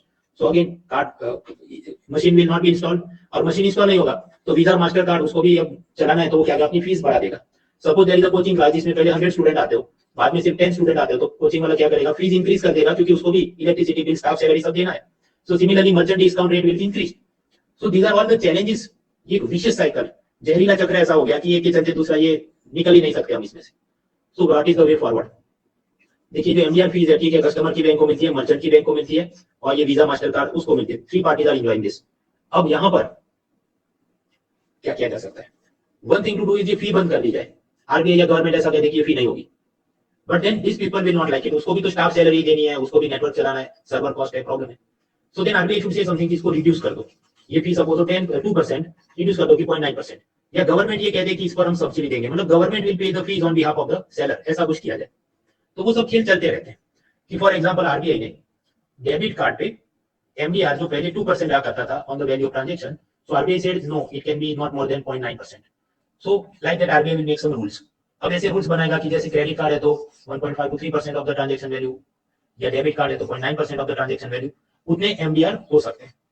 Anyway, so now this MDR, तो बैंक को तो मजा ही है, bank will like it, yes, visa master card will like it, yes, because they will earn this fees. लेकिन फिर government ने ये कह दिया कि अगर रुपे कार्ड होगा, इररिस्पेक्टिव कि वो मतलब रुपे कार्ड होगा और वो अगर डेबिट कार्ड है तो उस पर 0% एमडीआर। अगर यूपीआई से ट्रांजैक्शन कर रहे हो तो उस पर 0% MDR. So now axis bank will not like it, axis bank will not like it. Why? भाई उसको फीस ही नहीं मिली, सरकार को क्या इसकी फी नहीं होगी। ये ऐसी बात होगी कि सपोज गवर्नमेंट ये कहते हैं होटल वाले को कि तुम you can not charge money for selling tea, you can, तो स्वाभाविक कहते हैं hotel owner will not like it. So now this type of instruments, of course customer will be happy but the banks and the card companies are not happy. तो problem कब आती है? ये कंपनियां उसको प्रमोट नहीं करती है। प्रमोट करने का मतलब क्या है? सपोज आप बैंक अकाउंट खोलते हैं, you open a bank account, तो मैनेजर आपको सब बताएगा कि ये होता है, ये होता है। So he will try to push you towards this कि तुम क्रेडिट कार्ड ले लो, क्रेडिट कार्ड में ये ऑफर चल रहा है, क्रेडिट कार्ड से शॉपिंग करते हो तो इसका डिस्काउंट मिलता है, and so forth. So as a result bankers are not promoting this debit card and UPI system. So now what to do about this? देखिए आप फॉर एग्जांपल ये आईफोन देखो, आईफोन का जो भी प्राइस दिखाओ 70,000, if you read the terms and condition, उसमें ऐसा होता है बैंक ऑफर 6,000 रुपए discount on SBI credit card transactions. अगर आप रुपए डेबिट कार्ड यूज करोगे तो ऐसे कोई डिस्काउंट आपको नहीं देगा। वो क्यों क्रेडिट कार्ड पे दे रहा है? क्योंकि आप समझो, if you use the money, आप 70,000 का आईफोन खरीदो, क्रेडिट कार्ड से खरीदो, तो ये जो भी बैंक और कार्ड कंपनी है, they will earn lot of fees on it. If you use debit card या यूपीआई तो उसमें तो कुछ कमाने को है नहीं, they will not earn the MDR. तो ऐसी सब ऑफर्स चलती रहती है। So now government decided what to do about this. We want to encourage this ecosystem, we want to encourage RuPay debit card, we want to encourage UPI transfer. तो government ने ये कहा कि अगर अप टू 2,000 रुपए तक का ट्रांजैक्शन होगा, उस पर जितना एमडीआर होता, मान लीजिए 0.9% के हिसाब से, वट एवर 18 रुपीज या 180 रुपीज जो भी, तो गवर्नमेंट अपने पॉकेट से वो रकम सपोज 180 रुपीज बैंकर को, कार्ड कंपनी को दे देगा। So that is a new reform taken by government to provide MDR subsidy. ये कौन देखता है? Ministry of electronics and IT, MeitY नाम की मिनिस्ट्री ये काम देखती है। ये सिस्टम पहले भी था इन 2018, फिर बंद किया था, फिर अब वापस शुरू किया। क्यों शुरू किया? Because government wants the organisations to promote this. Now you may start to wonder, इसमें तो is it not a waste of the tax payers money? Why is government promoting this? तो आप समझिए कि अगर ये सब फैसिलिटी के चलते people are using more of this RuPay card, debit card, UPI transaction, तो सारा पैसा सेलर के बैंक अकाउंट में जाएगा, और बैंक अकाउंट में जाएगा तो government is keeping a watch on bank account transactions. तो उसको पता चल जाएगा कि which seller is earning how much money, तो उस पर इनकम टैक्स, जीएसटी सब रेड हो सकती है। तो भले government is paying some subsidy, but government will also be benefiting indirectly in the long run. ये सब फायदे होंगे। खैर ये 2-3 लाइन के मुद्दे हैं कि एमडीआर की फीस लगती है, कार्ड कंपनियों को मजा नहीं आता if the fees is not there. So government and RBI trying to find a middle way, subsidy दी जाए, कंट्रोल में रखा जाए, वगैरह वगैरह। बियॉन्ड दिस, इस पर और ज्यादा फ्रीक्वेंटली आस्क्ड क्वेश्चन का कोई मतलब नहीं। पहला, एमडीआर कौन कट करता है? बैंक या कार्ड कंपनी? जो भी कट करता है, they will not get some money out of it. वो कब कट करते हैं? हर दिन करते हैं, 30-30 दिन पे करते हैं, कैसे कट करते हैं? मेरे को इस पे बहुत इंटेलेक्चुअल थॉट आ रही है सब्सिडी के बारे में, मेरे को पीएचडी थीसिस लिखनी है। 500 करोड़ की सब्सिडी देंगे तो ये तारीख को क्यों दिया, इस तारीख को नहीं दिया? भाई कौन पूछ रहा है आपको? वन लाइन में तैयार करना है, आगे बढ़ो। Now next topic is promoting digital payments. So we are done with this. Okay, paper money, metallic money वो सब हो गया, डिजिटल पेमेंट्स बहुत सारे देख लिए। नाउ लिटिल बिट मीन्स का हम सोचते हैं, how to encourage digital economy, why encourage digital economy, ये सारे मुद्दे। So we are around page 34। Cashless economy, मतलब कैश नहीं यूज करें हम लोग, डिजिटल पेमेंट यूज करें, ऐसा क्यों करना चाहिए? तो first of all let us think from individual persons point of view. एक कस्टमर के नजरिए से सोचो क्या फायदा है। If you are using digital payment instead of cash, तो ये तो सिक्योर है, चुराना मुश्किल, ऐसा नहीं कि वॉलेट चुरा लिया, उसको पिन नंबर, ओटीपी सब हो तभी पैसा चुरा सकता है। टाइम और कन्वीनियंस आपका है if you use digital payment, पैसा गिनना नहीं पड़ेगा, उसमें कोई एरर नहीं होगी। Then if you have digital economy, तो छोटे छोटे गांव में भी पुअर पीपल जहां पर कोई बैंक ब्रांच नहीं है लेकिन ये सब यूपीआई भीम टेक्नोलॉजी है, then they can also take benefit of all the facilities, तो उसको फाइनेंशियल इंक्लूजन हो जाएगा. He can also open a bank account, he can do money transfer even though there is no bank branch in that area. So therefore we should encourage this technology. लोगों का वित्तीय समावेशन हो सके, सबको banking, insurance, pension, share market की facility मिले. But then there are challenges. पहला चैलेंज है digital divide, low financial literacy. लोगों के पास मोबाइल नहीं है, इंटरनेट नहीं है, या इंटरनेट पूरा दिन चलता नहीं है, उनको आता नहीं है सब ऐप ऑपरेट करना. दूसरा प्रॉब्लम है फिजिकल करेंसी की नोशन ऑफ सिक्योरिटी. मतलब सपोज कोई बहुत बुजुर्ग चाचा है, दादा है, सब grandparents, if you tell them अच्छा ये है दादाजी कार्ड है, ये यूपीआई ऐप है, दे नॉट लाइक इट. नहीं, हाथ में नगदी होनी चाहिए, only then they feel safe. They do not feel safe with all this technology because they are not aware of it. जो हमको पता नहीं है, वी ऑलवेज फियर इट. हमको जो समझ नहीं आता उससे हमको डर लगता है. So they will not feel safe with digital payment. They want physical cash, कि मुझे वॉलेट में पैसा चाहिए. So as a result, because of this notion of security associated with holding physical currency, वो लोग डिजिटल पेमेंट यूज नहीं करते. Another challenges, ये जितना फ्रॉड होते हैं, कार्ड क्लोनिंग, धोखेबाजी हो जाती है, हैक कर दिया आपका अकाउंट, फिर ये अलग अलग जो सीक्रेट हिडन चार्जेस, फीस ली जाती है कार्ड वगैरह के ऊपर. So these are challenges. Anyways, तो individual customer point of view से हमने देखा कि डिजिटल पेमेंट के क्या चांस और चैलेंजेस हैं, क्या अच्छा बुरा है. नाउ सेकंड पार्ट, गवर्नमेंट के पॉइंट ऑफ व्यू से क्या अच्छा बुरा है, आरबीआई के पॉइंट ऑफ व्यू से क्या अच्छा बुरा है, बिजनेसमैन के पॉइंट ऑफ व्यू से क्या अच्छा बुरा है, why we should promote digital economy and what are the challenges in that. ये हम लोग अभी नहीं देखेंगे, इसे हम समझना है वापस जब central bank digital currency CBDC समझना है. Bitcoin CBDC we will probably reach there on Thursday. गुरुवार को वहां तक पहुंचेंगे तो तब वो देख लेंगे. सो do not worry. Okay, so now but except for the time being, अभी स्वीकार कर लो कि यार डिजिटल पेमेंट को एनकरेज करना चाहिए. Now the next question is how to encourage it. हम कैसे लोगों को कन्विंस करें ये यूपीआई भीम ये सब यूज करना है. तो एनकरेजिंग सच कैशलेस इकोनॉमी, उसके लिए अलग अलग समितियां बनाएंगे. There were many committees form, जैसे रतन वत्तल कमिटी, चंद्रबाबू नायडू कमिटीज. फिर कुछ जागृति अभियान किए, लॉटरी कैशबैक योजना चलाई, other attempts. For example education ministry, human resource development ministry, उसने अवेयरनेस कैंपेन चलाए. नीति आयोग ने कुछ कहा कि आप यूपीआई और भीम से पेमेंट करो, अपना रसीद नंबर दिखाओ, लॉटरी लगाएंगे, you will give you some lottery money, ऐसा सब चला. उसके बाद अलग अलग बजट में टैक्स और सब्सिडी दिए गए कि if you use digital payment we will demand less tax on your company. If you जो भी एटीएम मशीन इंपोर्ट करना होगा उस पे कम टैक्स लगाएंगे, सब्सिडी देंगे, ऐसी सब बात हुई. Now are this old things important? भाई जहां तक एमसीक्यू की बात है नॉट इंपॉर्टेंट, 120 150 250 वर्ड्स की बात है नॉट इंपॉर्टेंट. बट सपोज निबंध में पूछा 1200 वर्ड में, 1500 वर्ड में लिखो digital payment in India, then you have to write a few things. तो तब लिख देना है कि अच्छा आफ्टर डीमोनेटाइजेशन, नोटबंदी के बाद government try to do this क्या many committees were formed, some awareness campaigns were done and various budget में टैक्स और सब्सिडी दिया गया to encourage the use of this card machines, digital payment etcetera. लेकिन अगर कोई मेजर रिफॉर्म लिया गया हो तो वो आरबीआई ने नंदन नीलेकानी पैनल बनाई थी. वो बनी थी 2019 में. आप कहेंगे 2022 या 2023 में क्या रेलेवेंस है इसका?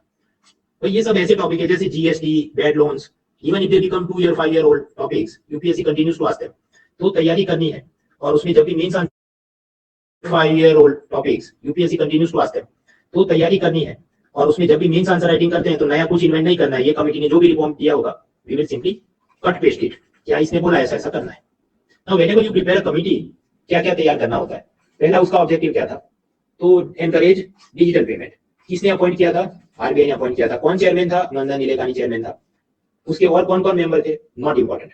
सिवाय के कोई बहुत बड़ी ऑर्गेनाइजेशन हो जैसे 15 finance commission, then you should know what are the other members. बाकी तो कोई सारे मेंबर तैयार करने की जरूरत नहीं. And fifth, what were the major recommendation. हाँ, वो मेंस आंसर राइटिंग के लिए देखना चाहिए. क्वेश्चन, अगर कोई कमिटी ने रिकमेंडेशंस दी है तो क्या वो एमसीक्यू के लिए काम का है? किसी समिति ने सिफारिश दी हो तो प्रीलिम में एमसीक्यू पूछते हैं कि नहीं? जवाब है very very rare, rarest of the rare. जैसे कि 2013 और 2012 दिसंबर में वो निर्भया दिल्ली गैंगरेप हुआ था. उसके बाद कमिटी बनी थी जेएस वर्मा कमिटी. उसको बोला कि what should we do to punish the this type of heinous crimes, human security के लिए क्या करें. और फिर उसने सब रिकमेंडेशंस दी थी. Now I am not going to solve this question. दो कारण, एक तो आउटडेटेड चीज है और दूसरी पॉलिटी की चीज है. ये मैंने लिखी इसलिए है टू शो यू कि ऐसा पूछते हैं, बट इन रेयर केस कि कोई कमिटी का रिपोर्ट में क्या लिखा है ऐसा आपको पूछा जाए, वेरी रेयरली दे आस्क. ऐसा ये सीएपीएफ 2013 में पूछा था. उसके बाद if you look at the subsequent years तो ऐसा नहीं पूछा है. So should we prepare the committee recommendations for prelims और फॉर एमसीक्यूज? वो इज नॉट वेरी इंपॉर्टेंट. सिवाय के कोई बहुत बड़ी चीज हो like 15 finance commission, now that is a big thing, तो उसकी रिकमेंडेशन प्रिपेयर करनी है even for MCQ. But otherwise every small committee we should not prepare the recommendations for MCQ. That is the gist of it. बाकी प्रश्न क्या था पूरा हम पढ़ने नहीं बैठेंगे, सफिशिएंट हो कि पूछा था कभी. Anyway, so now coming to this Nilekani committee, क्या एमसीक्यू के लिए तैयार करें? नहीं. Are we preparing for mains? Yes. Because in mains whenever they ask what to do about digital economy, तो बस छाप दोगी ये करो। अब उसने जो सजेशन दिए, some of the suggestions he give to government, some of the suggestions he give to RBI and some of the suggestions he give to NPCI. हर एक if you prepare 2 to 5 points, you can even write a big essay on the digital payment. तो पहला उसने क्या suggestion दिया कि we should encourage the awareness, जागृति फैलाओ। दूसरा उसने कहा कि एमडीआर वगैरह की सब्सिडी दो। तीसरा उसने कहा टैक्स में कुछ छूट दो कि ये जो भी डिजिटल पेमेंट मशीन है, कार्ड टेक्नोलॉजी है, सर्वर है, वो सब इंपोर्ट करते हो, उसको टैक्स लगता है, वो टैक्स कम करो, सब्सिडी दो। मैं पूरा पढ़ने नहीं बैठूंगा, दिस इज सेल्फ एक्सप्लेनेटरी, वो खुद से पढ़ लेना। उसमें बात इतनी है, ये जो 3 लाइन में बोला, awareness, tax benefit, subsidy. Suppose कोई गवर्नमेंट ओन इलेक्ट्रिसिटी कंपनी हो, सरकारी बिजली कंपनी, और आपका लाइट बिल आया है सपोज 1000 रुपी, तो ऑप्शन ए क्या है, लाइन में खड़े रहो और 1000 रुपी भर दो। ऑप्शन बी क्या है, घर पे बैठ के ऑनलाइन डिजिटल पेमेंट करो। But when you do online digital payment, ये सब जो गवर्नमेंट इलेक्ट्रिसिटी कंपनियां हैं, वंस अपॉन अ टाइम वो ऐसा करती थी कि तुमने डिजिटल पेमेंट किया, तुम्हारी हिम्मत कैसे हो गई, तो 1000 रुपी फीस, मतलब लाइट बिल जो है आपका, प्लस 25 रुपी कन्वीनियंस फीस, कि तुमने ये डिजिटल पेमेंट किया तो हमारे क्लार्क को डेटा एंट्री करनी पड़ेगी, एक्सेल फाइल में क्रॉस चेक करना पड़ेगा, तो pay 25 rupee extra. Now in this situation customer क्या सोचेगा, I will not use the digital payment, मैं लाइन में खड़ा रहता हूं ना और कैश में पेमेंट करूंगा। तो व्हेन गवर्नमेंट कंपनी का ये ऐसा एटीट्यूड हो कि जो डिजिटल पेमेंट को एनकरेज नहीं कर रहा है, तो डिजिटल पेमेंट लोग यूज नहीं करेंगे। इसलिए नीलेकानी ने गवर्नमेंट को कहा कि कोई भी गवर्नमेंट ऑर्गेनाइजेशन ने डिजिटल पेमेंट के वक्त कोई भी कन्वीनियंस फीस नहीं चार्ज करनी चाहिए, चाहे वो गवर्नमेंट कॉलेज हो, गवर्नमेंट या रेलवे स्टेशन हो, anything, do not charge convenience fees if someone is giving payment through digital mode. हमने आगे देखा कि सब कार्ड पेमेंट कर सकते हैं, और ये एनसीएमसी कार्ड क्या, उसे you can use it for the train stations. आजकल एक नई चीज चले, एनएफसी टेक्नोलॉजी, वो नियर फील्ड कम्युनिकेशन टेक्नोलॉजी, कि वो आपके सपोज एप्पल फोन के अंदर ही सपोज यू हैव 2000 रुपी, और फिर आप उसको ऐसा टच करोगे ऐसे मशीन पे, तो वो कट कर लेगा पैसा, और आपने जो भी कॉफी पिया है, पिज्जा खाया है, you can pay for it. तो ऐसी सब near field communication technology, NFC technology, contact lens technology, उसको प्रमोट करना चाहिए, ऐसा उसने सजेशन किया। फिर ये नेशनल कॉमन मोबिलिटी कार्ड है, वो सभी बस, ट्रेन, एरोप्लेन पे यूज करना चाहिए। साइबर सिक्योरिटी भी जरूरी है, तो कंप्यूटर सिक्योरिटी के लिए नई ऑर्गेनाइजेशन बने, एंड सो फॉर। फिर नीलेकानी ने कुछ रिफॉर्म्स सजेस्ट किए आरबीआई को। हमने देखा ये मर्चेंट है, उसने ऐसे कार्ड मशीन इंस्टॉल करने होते हैं, लेकिन आप कार्ड मशीन इंस्टॉल करते हो, point of sale device install करते हो, then as a merchant you have to go through many pains, बहुत दर्द होता है। पहला, एक तो मशीन इंस्टॉल करने का खर्चा, दूसरा ये मशीन को इंटरनेट से कनेक्ट करने का खर्चा, तीसरा इलेक्ट्रिसिटी बिल आएगा इस मशीन को रिचार्ज करने के लिए, एंड फोर्थ एमडीआर फीस भी लगेगी पेमेंट पे। So from merchants point of view इसमें मजा क्या है? So now he will not be very eager to adopt digital payment technology. हम क्यों पॉइंट ऑफ सेल मशीन लगाएंगे? हम नहीं लगाएंगे। तो सॉल्यूशन क्या है? उसको कुछ टैक्स बेनिफिट, सब्सिडी, कुछ फीस देनी चाहिए कि तुमको हर महीने सपोज 135 रुपीज देंगे फॉर इंटरनेट प्लान रिचार्ज करवाने के लिए, वगैरह वगैरह। Now question, who should pay this subsidy to him? तो आरबीआई और बाकी सब बैंकों ने एक तिजोरी में पैसा रखना चाहिए और उन्होंने उसको ऐसी फाइनेंशियल असिस्टेंस देनी चाहिए। अब ऐसी फाइनेंशियल असिस्टेंस के लिए फंड बनाओ, ऐसा नीलेकानी ने आरबीआई को सजेस्ट किया। तो आरबीआई ने कहा ठीक है हम ऐसा करेंगे। उस चीज को कहा गया PIDF fund, payments infrastructure development fund. तो पीआईडीएफ फंड का ऑब्जेक्टिव क्या है? वही जो मैंने आपको बताया। From this PIDF fund this RBI will help the merchants to adopt the card machine technology. उसमें जो भी machine installation, internet, electricity bill, उसके लिए कुछ उसको सब्सिडी 100-200 रुपए तो देते होंगे। तो दिस इज दैट। फिर उसने कहा कि ये एमडीआर और कार्ड पेमेंट फीस को थोड़ा रिड्यूस करो, नेफ्ट आरटीजीएस पे फीस 0 कर दो। तो आरबीआई ने वो तो 0 कर दिया, नेफ्ट आरटीजीएस पे कोई फीस नहीं। फिर उसने कहा कुछ इंडेक्स बनाओ, सूचकांक बनाओ कि मॉनिटर करने के लिए कि डिस्ट्रिक्ट वाइज, स्टेट वाइज कितनी हो रही है। तो वो भी कुछ ऐसे इंडेक्स आरबीआई इशू करता है। लास्टली नीलेकानी ने एनपीसीआई को कुछ सजेशन दिए कि ये जो भीम, यूपीआई, ये सब टेक्नोलॉजी है वो अदर कंट्री में भी जाके प्रमोट करो, भूटान में, बांग्लादेश में, मिडिल ईस्ट में, ताकि हमारे माइग्रेंट वर्कर्स जो वहां पर हैं या हमारे टूरिस्ट वहां पे जाते हैं, they can benefit from this technology. And lastly, ये सारी टेक्नोलॉजी को लोकल लैंग्वेज में ऐप को ट्रांसलेट करके दो, so that even villagers can easily use your apps. तो ये सब चला है। फिर एक बात चलिए ऑफलाइन पेमेंट। ऑफलाइन पेमेंट क्या है? अब गूगल ड्राइव जानते हैं, गूगल ड्राइव में क्या आप सब ऑनलाइन फाइल स्टोर कर सकते हैं, वो सब क्लाउड सर्वर में रहेगा। अब ये जो गूगल ड्राइव है उसका सॉफ्टवेयर भी आप इंस्टॉल कर सकते हैं। वो बेसिकली ऐसी चीज है कि you install Google drive software, और फिर सपोज सी ड्राइव में उसने फोल्डर बना दिया गूगल ड्राइव। फिर आप यहाँ पर कोई भी सब अलग अलग फाइल्स सेव करो। देन व्हाट विल हैपन, ये गूगल ड्राइव ऑनलाइन सब सिंक्रोनाइज कर देगा, वो ऊपर सर्वर में चला जाएगा। फिर आप ऑफिस के लैपटॉप में वापस अकाउंट खोलोगे, अपने होम पीसी पे जो भी फाइल सेव की थी आपके ऑफिस पीसी में भी वो रिफ्लेक्ट हो जाएगी, सिंक्रोनाइज हो जाएगी। तो ऐसा सब उसका काम होता है, डेटा सिंक्रोनाइजेशन करना। Now what if your internet is of? आपका इंटरनेट बंद हो तो क्या होगा? कोई नहीं। फिर भी आप यहाँ पर फाइल सेव करोगे तो होम पीसी में होगा। नेक्स्ट टाइम जब इंटरनेट ऑन हो जाएगा, इंटरनेट अभी बंद हो गया हो, फिर सपोज 5 आवर्स के बाद वापस ऑन हो जाए, तो तब वो फाइल्स को सिंक कर देगा। तो ये होता है सब ऑफलाइन सिंक। अब ऐसी ही बात ये है कि डिजिटल पेमेंट आपको करना है, बट आपका इंटरनेट बंद है तो क्या करोगे? Your internet is off and yet you want to do digital payment, then what is the solution? तो ये जो गूगल ड्राइव का मैंने आपको बताया, ऐसा कुछ ऑफलाइन सिंक मेथड होनी चाहिए कि अभी ट्रांसफर कर दो, बाद में इंटरनेट शुरू होगा तो क्लाउड में सब सिंक्रोनाइज हो जाएगा। तो अभी ऐसी फैसिलिटी नहीं है, अभी ऐसा इंटरनेट बंद होता पैसा ट्रांसफर करना थोड़ा मुश्किल।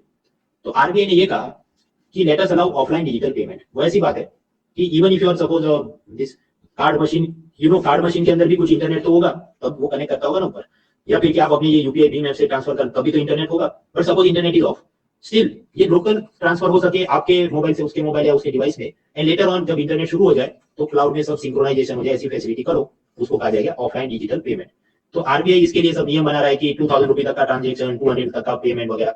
Now exact numbers are not important because tomorrow morning RBI ये कह सकता है कि 5000 रुपए तक का transfer you can do this system. So we not waste time in preparing those numbers, हमको सिर्फ इतना समझना है ऑफलाइन डिजिटल पेमेंट का ऑब्जेक्टिव क्या है। So in areas like suppose Ladakh, if internet is off still you can do transfer. फिर आपको 7 दिन 10 दिन बाद जब इंटरनेट रिज्यूम हो जाए तो वो ऑनलाइन सब सिंक कर देगा।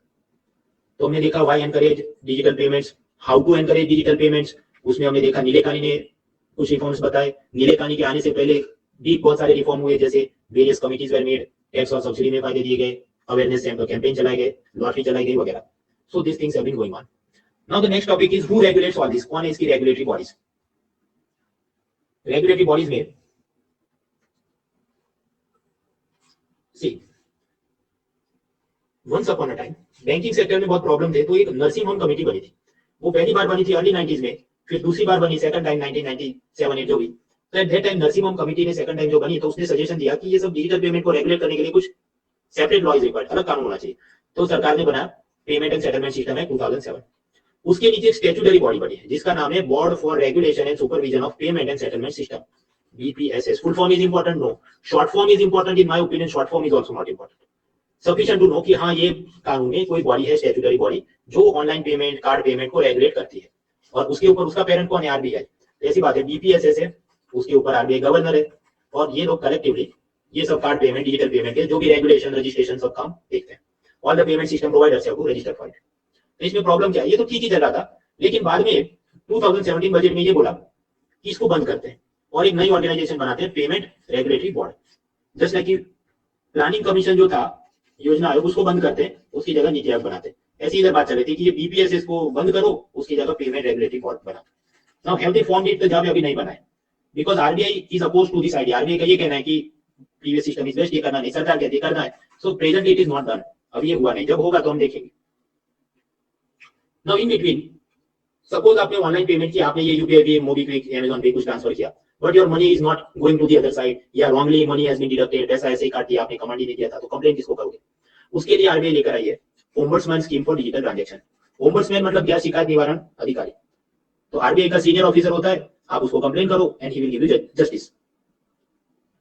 वो सब आरबीआई कैसे कर सकता है? तो payment and settlement system act में आरबीआई को पावर है, तो उसने ऐसे सीनियर ऑफिसर्स को बोला है उसके अपने आरबीआई के कि these are now designated as ombudsman.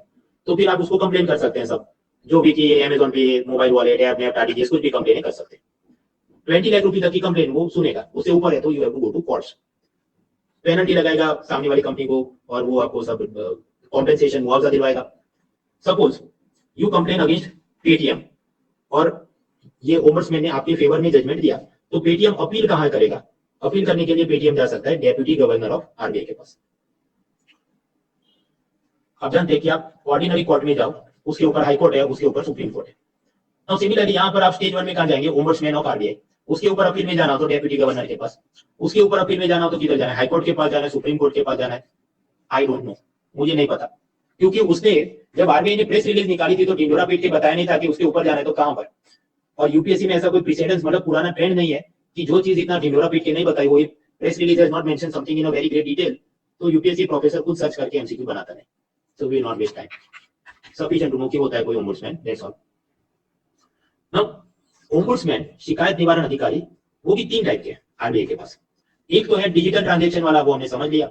दूसरा होता है एनबीएफसी कंपनियों के खिलाफ। एनबीएफसी कंपनी जैसे कोई गोल्ड लोन कंपनी हो और उसका ऑफिसर आपको हैरेस कर रहा है, then you want to complain, तो there is NBFC ombudsman.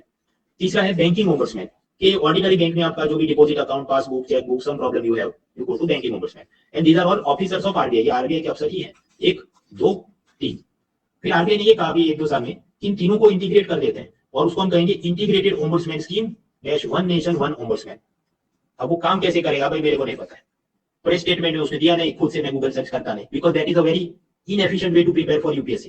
If something is given loudly in a newspaper headline or press statement, we will prepare, otherwise we will not prepare. अभी कैसे काम करता होगा, अगर मुझे तुक्का मारना हो, if I have to apply some guesswork, my guesswork is there would be a portal for this, कि जहाँ एक ही पोर्टल होगा, वन नेशन वन ओम्बुड्समैन, वहां जाके आप कंप्लेन करो, और फिर वो कंप्लेन को डिपेंडिंग ऑन टाइप बैंकिंग के पास जाएगा, नॉन बैंकिंग एनबीएफसी कंपनी का कंप्लेन सेकंड ऑफिसर देखेगा, डिजिटल पेमेंट कंप्लेन होगा तो थर्ड ऑफिसर देखेगा, ऐसी कोई वो पूरी सिस्टम बना रहे हैं, that's all. So we learn about digital payments, उसको क्यों एनकरेज करना है, नीले कानी ने क्या कहा, रेगुलेटरी बॉडीज क्या है. अब अगर इतना सब होगा तो यू नो नाउअडेज यूट्यूब पर ऐसा चल रहा है कि किसी के पास भी मोबाइल हो तो वो फूड ब्लॉगर बन जाता है. आपके पास मोबाइल फोन होना चाहिए, दैट्स ऑल. और बस जाके पानीपुरी का वीडियो बनाओ, ये का वीडियो बनाए. So just like that nowadays it is a trend कि कुछ भी हो तो उसका इंडेक्स बनाना है, एक्सपोर्ट का इंडेक्स, इंपोर्ट का इंडेक्स, सोलर रूफटॉप लगा है तो उसका इंडेक्स, ग्राउंड वाटर है कि नहीं उसका index, everything for everything they make index. तो बस अब ऐसे दो तीन इंडेक्स आ गए. Are they important? In my opinion they are not important, लेकिन आपको दिल की तसल्ली चाहिए, for the pleasure of your heart I will teach it. Index बनता कैसे? सपोज हमको कुछ मूवी को रेटिंग देना हो तो एक तो कह सकते हैं 0 to 100 मार्क का स्कोर दे दे, but it needs to be logical rational. तो आप क्या करोगे, उसको वेट असाइन करो कि I will give marks to a movie 0 to 100, but I will have some indicator कि 100 मार्क में से मैं 5 मार्क्स स्क्रिप्ट के दूंगा, 25 मार्क्स हीरो की एंट्री के दूंगा, 10 mark for location, 15 marks stunt and 45 marks for items. Similarly उस हिसाब से then you give marks to various movies, और फिर आप कहोगे ये मूवी सुपर हिट है, ये मूवी सुपर फ्लॉप है, सुपर. तो आप समझते हैं अभी वेट असाइन करने का मतलब क्या है. सिमिलरली आरबीआई लेकर आया डिजिटल पेमेंट इंडेक्स, जिसमें वो कहेगा कि मैं 100 मार्क दूंगा. किसको दूंगा? सपोज जो भी डिस्ट्रिक्ट वाइज बनाएगा, स्टेट वाइज बनाएगा कि राजस्थान को कितना मार्क देना है, गुजरात को कितना मार्क देना है. So out of the 100 marks 5 mark होंगे कस्टमर सेंट्रिसिटी के, 25 पेमेंट इनेबलर के, 10 इसके उसके, मैं ये पढ़ने नहीं बैठूं. So basically they will give you some marks, और उस हिसाब से जो भी स्कोर बनेगी, गुजरात को सपोज 85 मिले, राजस्थान को सपोज 84 मिले, सपोज झारखंड छत्तीसगढ़ के अंदर सपोज वो 70 स्कोर आए. So then RBI will know कि यहाँ पर ठीक काम नहीं हो रहा है. So then RBI will focus more कि वो पीआईडीएफ फंड बनाया था, वहां से जाके वो छत्तीसगढ़ के अंदर जो भी मर्चेंट है उसको और सब्सिडी दो कि please accept this card payment machine, UPI technology, भीम technology and so forth. So that is the objective कि स्कोर के हिसाब से RBI digitally lagging areas, backward areas कौन से हैं उसको आइडेंटिफाई करके उसमें ज्यादा मदद देगा. और फिर वो 2018 को बेस ईयर मानते हैं, मतलब उसके मुकाबले हर साल कितनी प्रोग्रेस हो रही. Are this indicators important? They are important if you are preparing for RBI officer exam. Otherwise अपनी आईएएस एग्जाम में इतना सब कुछ पूछता नहीं, डोंट वेस्ट टाइम. अब ये एक इंडिकेटर बनाया तो वही बात है भाई, if you have a mobile phone तो बस फूड ब्लॉगर बन जाओ, यूट्यूब चैनल खोल दो. ऐसा ही आरबीआई ने भी सोचा कि एक दो बार बना देता हूं. तो फिर कॉम्पोजिट फाइनेंशियल इंक्लूजन इंडेक्स, ऐसा एक और इंडेक्स बना, उसमें कौन से indicator will not waste time, कब कितना स्कोर मिला will not waste time. If you are preparing for RBI officer exam then you prepare it. Otherwise sufficient to know in one line कि ये financial inclusion index, digital payment index, ये सब RBI के index होते हैं. वो सब general knowledge दिया है हैंडआउट में, आपको पढ़ना है तो तैयार करो. फिर आरबीआई कुछ हार्बिंजर हैकाथॉन लेकर आया. हैकाथॉन मतलब हैक करो ऐसा नहीं, वो एक कंपटीशन होता है जहां कॉलेज के लड़के लड़कियों को कहा जाता है कि डिजिटल पेमेंट के लिए कुछ नया आइडिया इनोवेशन सजेस्ट करो. So that is harbinger hackathon. Now is this important? Again I don't find it really important for IAS exam. वो banking exam, general knowledge exam हो तो बराबर है, नहीं काम का तो पढ़ा क्यों रहे हो. वो वही बात भाई, वो CA PDF, current affairs PDF वाले ऐसी छोटी छोटी चीज फुरेज फुरेज के, दे विल स्क्रैच द वॉल, और वो चूना निकालते हैं और उसको तंबाकू में मिला के खाते हैं. Like that they will scratch everywhere to find some information even if it is not important for exam, और वो बताते रहते हैं. फिर मेरे एंड में अदर लोगों को पढ़ने, आपने क्यों नहीं बताया, गूगल फॉर्म में क्वेरी आती तो आपको मैंने बता दिया. So we are done with this digital payment, banking वगैरह. Next part is crypto currency. अब क्रिप्टो करेंसी भी समझते हैं but with a fresh mind. So let us take a break for 5 minutes.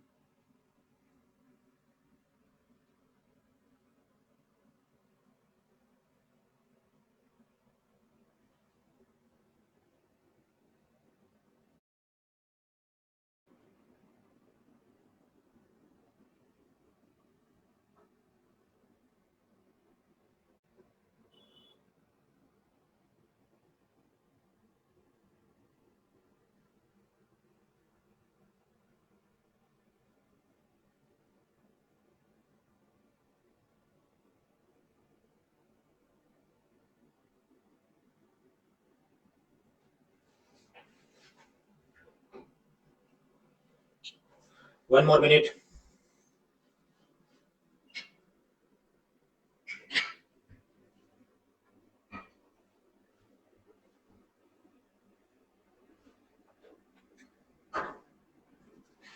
Alright friends, आगे बढ़ने से पहले again in the voting line, can you see me, can you hear me? क्या देख सकते हैं, सुन सकते हैं? अर्पित, उत्कर्ष, Sweety, Ashutosh, Nitish, Roshan, Adil, Saumya, Nihal and others. The answer is yes. Will move forward. 3% लोग बोल रहे हैं नहीं देख सकते, तो control R, control shift R press करें, क्रोम ब्राउजर यूज करो and so forth. Now so we are learning about this money. So metallic money, digital money, all those things are over. Now cryptocurrency and blockchain technology ये क्या है? Basically the argument is cryptocurrencies are dangerous, जैसे कि bitcoin is dangerous. वो कैसे हम लोग समझते हैं? But blockchain technology is useful. उसके नीचे जो blockchain technology है वो बहुत काम की है. अब यहाँ पर totally we have to learn some 5-6 topics. वो कुछ ऐसा है. So we are around page 37 of the handout. पहला, ये cryptocurrency क्या है? How can we get this cryptocurrency like bitcoin? Second, why cryptocurrency is bad? Third, why blockchain technology is useful? चौथा, ये अलग अलग देश में ऑर्गेनाइजेशन में क्या इनिशिएटिव ले रहे हैं वो लोग. फिर चाइना ये कहता है कि सेंट्रल बैंक डिजिटल करेंसी, मतलब we will issue our own digital currency. जो बिटकॉइन चलता है, हम अपना खुद से डिजिटल करेंसी इशू करते हैं. इंडिया के बजट में भी ये कहा, वी विल आल्सो यूज और issue central bank digital currency. And lastly, non fungible token NFT क्या है. So we have to study this topic. अब उसमें आज हम थोड़ा ही पढ़ेंगे, remaining things don't worry, Thursday के क्लास में we will continue. So birth of the bitcoins and other cryptocurrency. क्यों ये बिटकॉइन बना, क्यों बनाया गया इसे? आप जानते हैं अमेरिका के अंदर Fiat money and legal tender क्या है? US dollar. लेकिन यूएस डॉलर का परचेसिंग पावर कम हो रहा है. वो ऐसा कि इन्फ्लेशन, महंगाई अगर बढ़ेगी तो आप पहले से कम सामान खरीद सकते हैं.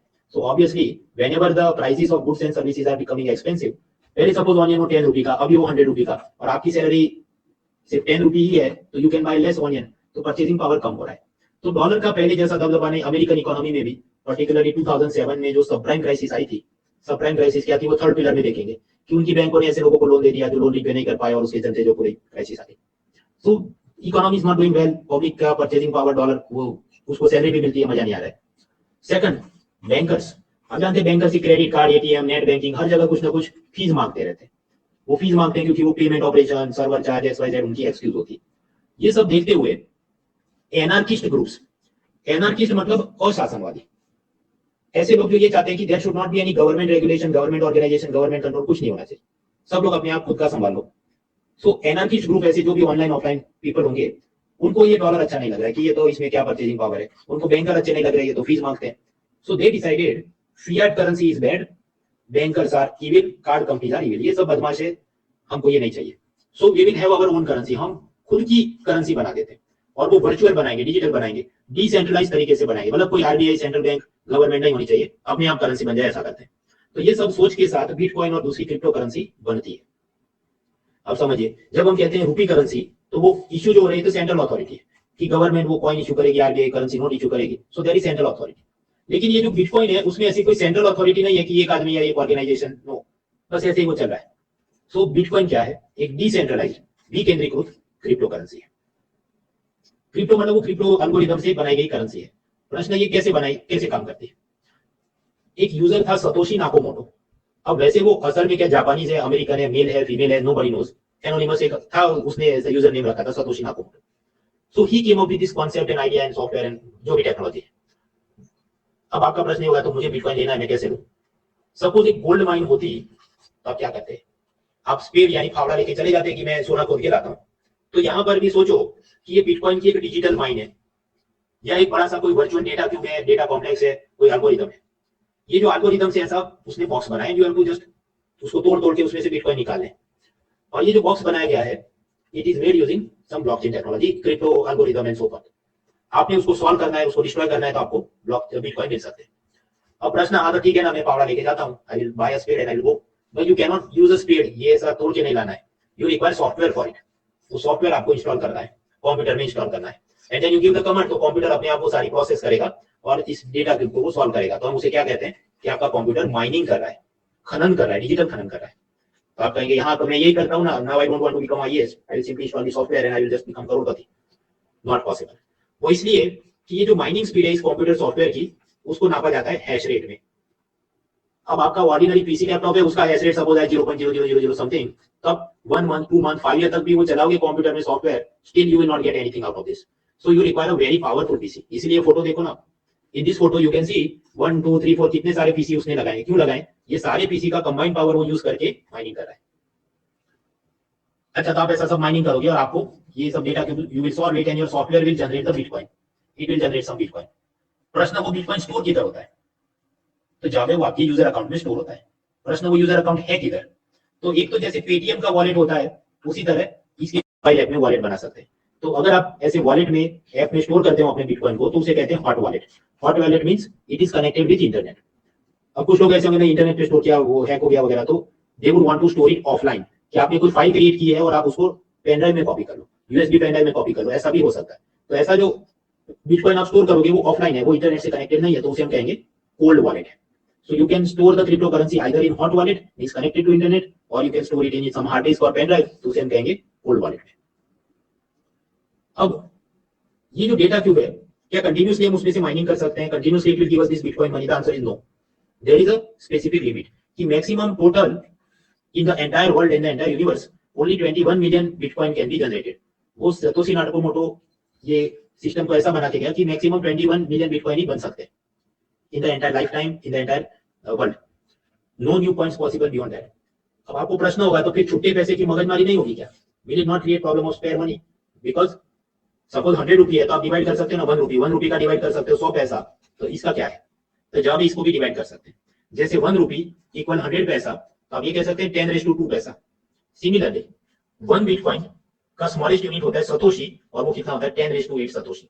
मतलब 21 मिलियन बिटकॉइंस, और उसको आप डिवाइड कर सकते हो 10⁸ सतोशी पॉइंट्स में. तो मतलब छुट्टे पैसे की मगजमारी नहीं होगी.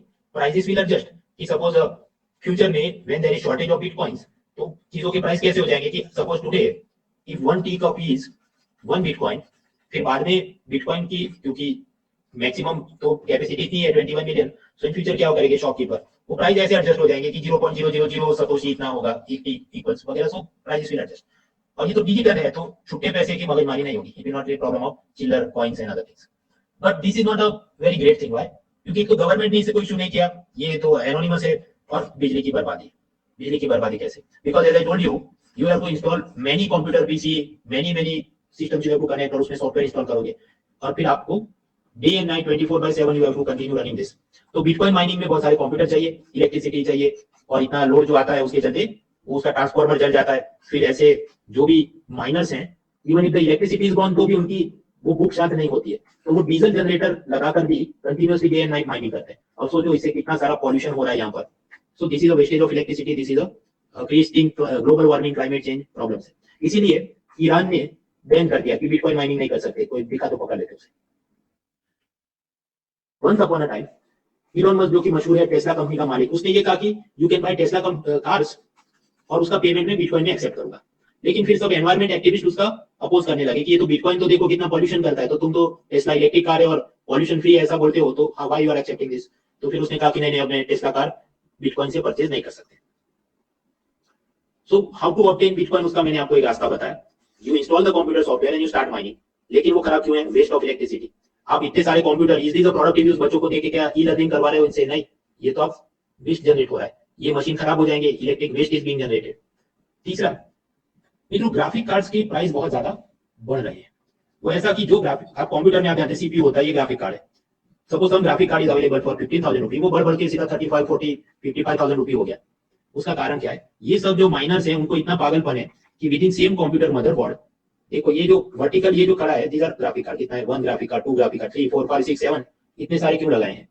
क्योंकि ये जो बिटकॉइन माइनिंग सॉफ्टवेयर होते हैं, वो सीपीयू पावर से ज्यादा ग्राफिक कार्ड पावर पे उसकी स्पीड आती है. So unnecessarily too much demand for graphics card for this mining. So this is not a productive usage. ये क्या कर रहा है? फोटोशॉप में कोई वीडियो बना रहा है, कोई एजुकेशनल वीडियो का एडिटिंग के लिए ग्राफिक कार्ड यूज हो रहा है? नो, ये तो वेस्ट है. तो this is also creating problem कि unnecessary graphic card prices have increase, जिसके चलते जेन्युइन जिसको यूज करना हो उसको भी बहुत महंगा ग्राफिक कार्ड मिलता है. अभी के लिए ये पूरी सिस्टम जो चल रही है वो एक दिन क्रैश हो जाएगी जब क्वांटम कंप्यूटर टेक्नोलॉजी इंप्रूव होगी. क्योंकि क्रिटिक्स का ये कहना है कि एक तो होते हैं ये अपने देशी बाइनरी कंप्यूटर्स, जिसमें वो 0 और 1 में होता है. क्वांटम कंप्यूटर में क्या होता है? उसकी जगह वो क्यूबिट वाली सिस्टम होती है. वो क्या होता है? साइंस टेक में देख लेना. तो क्वांटम कंप्यूटर उसमें आप ऐसा सॉफ्टवेयर इंस्टॉल करो और उसकी मदद से if you do the mining then with in few seconds वो पूरी सिस्टम को क्रैश कर देगा, सारा बिटकॉइन ले लेगा, ऐसा सब डेंजर दिखता है. So therefore it is not great.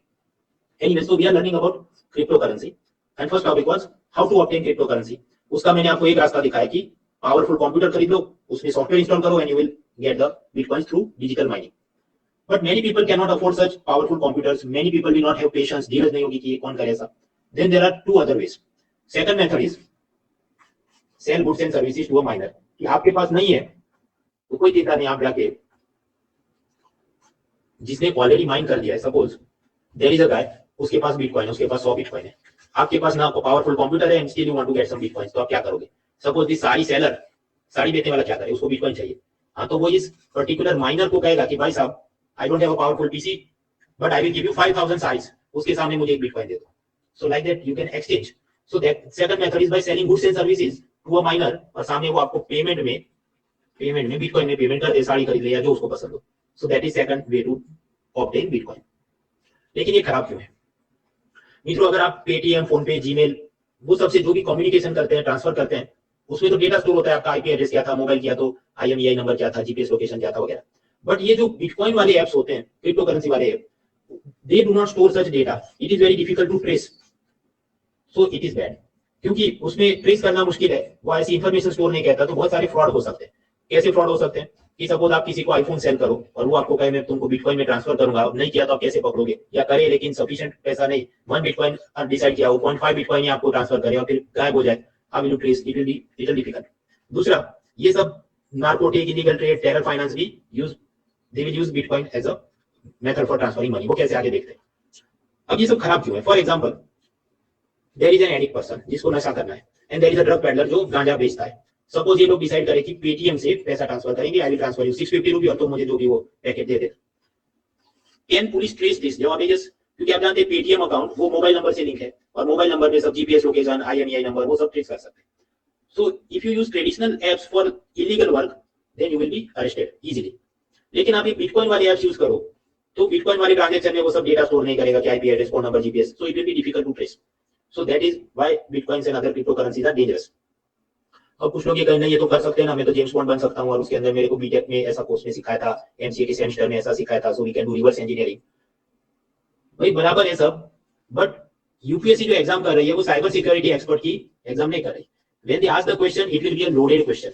Loaded question मतलब वो पहले से मीन्स में टोन ऐसा होगा कि why it is dangerous.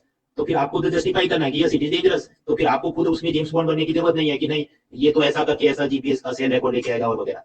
So we have to prepare general studies for general studies. UPSC ने खुद कहा है topics of science and other things that do not require specialization. So do not try to become James Bond. आपको जो BTech में आता है, MCA में आता है, that is great. वो आप यूज करना. when you become IPS you apply that mind to arrest the criminals but not required for IS exam. criminals का ही नाम लिया है तो किसी ने मुकेश अंबानी के घर के बाहर एक एसयूवी पार्क कर दी जिसमें बॉम्ब रखा था और ये लेटर डाला था कि तुम हमको फिरौती यानी कि रैंसम दो, बिटकॉइन में रैंसम दो. प्रश्न, क्रिमिनल को रैंसम चाहिए तो उसने डायमंड मांगना था, गोल्ड मांगना था, रूपी डॉलर मांगना था, बिटकॉइन क्यों मांगा? क्योंकि यही कारण है, बताया मैंने आपको, कि उसको ट्रेस करना मुश्किल है. therefore they want money in bitcoin.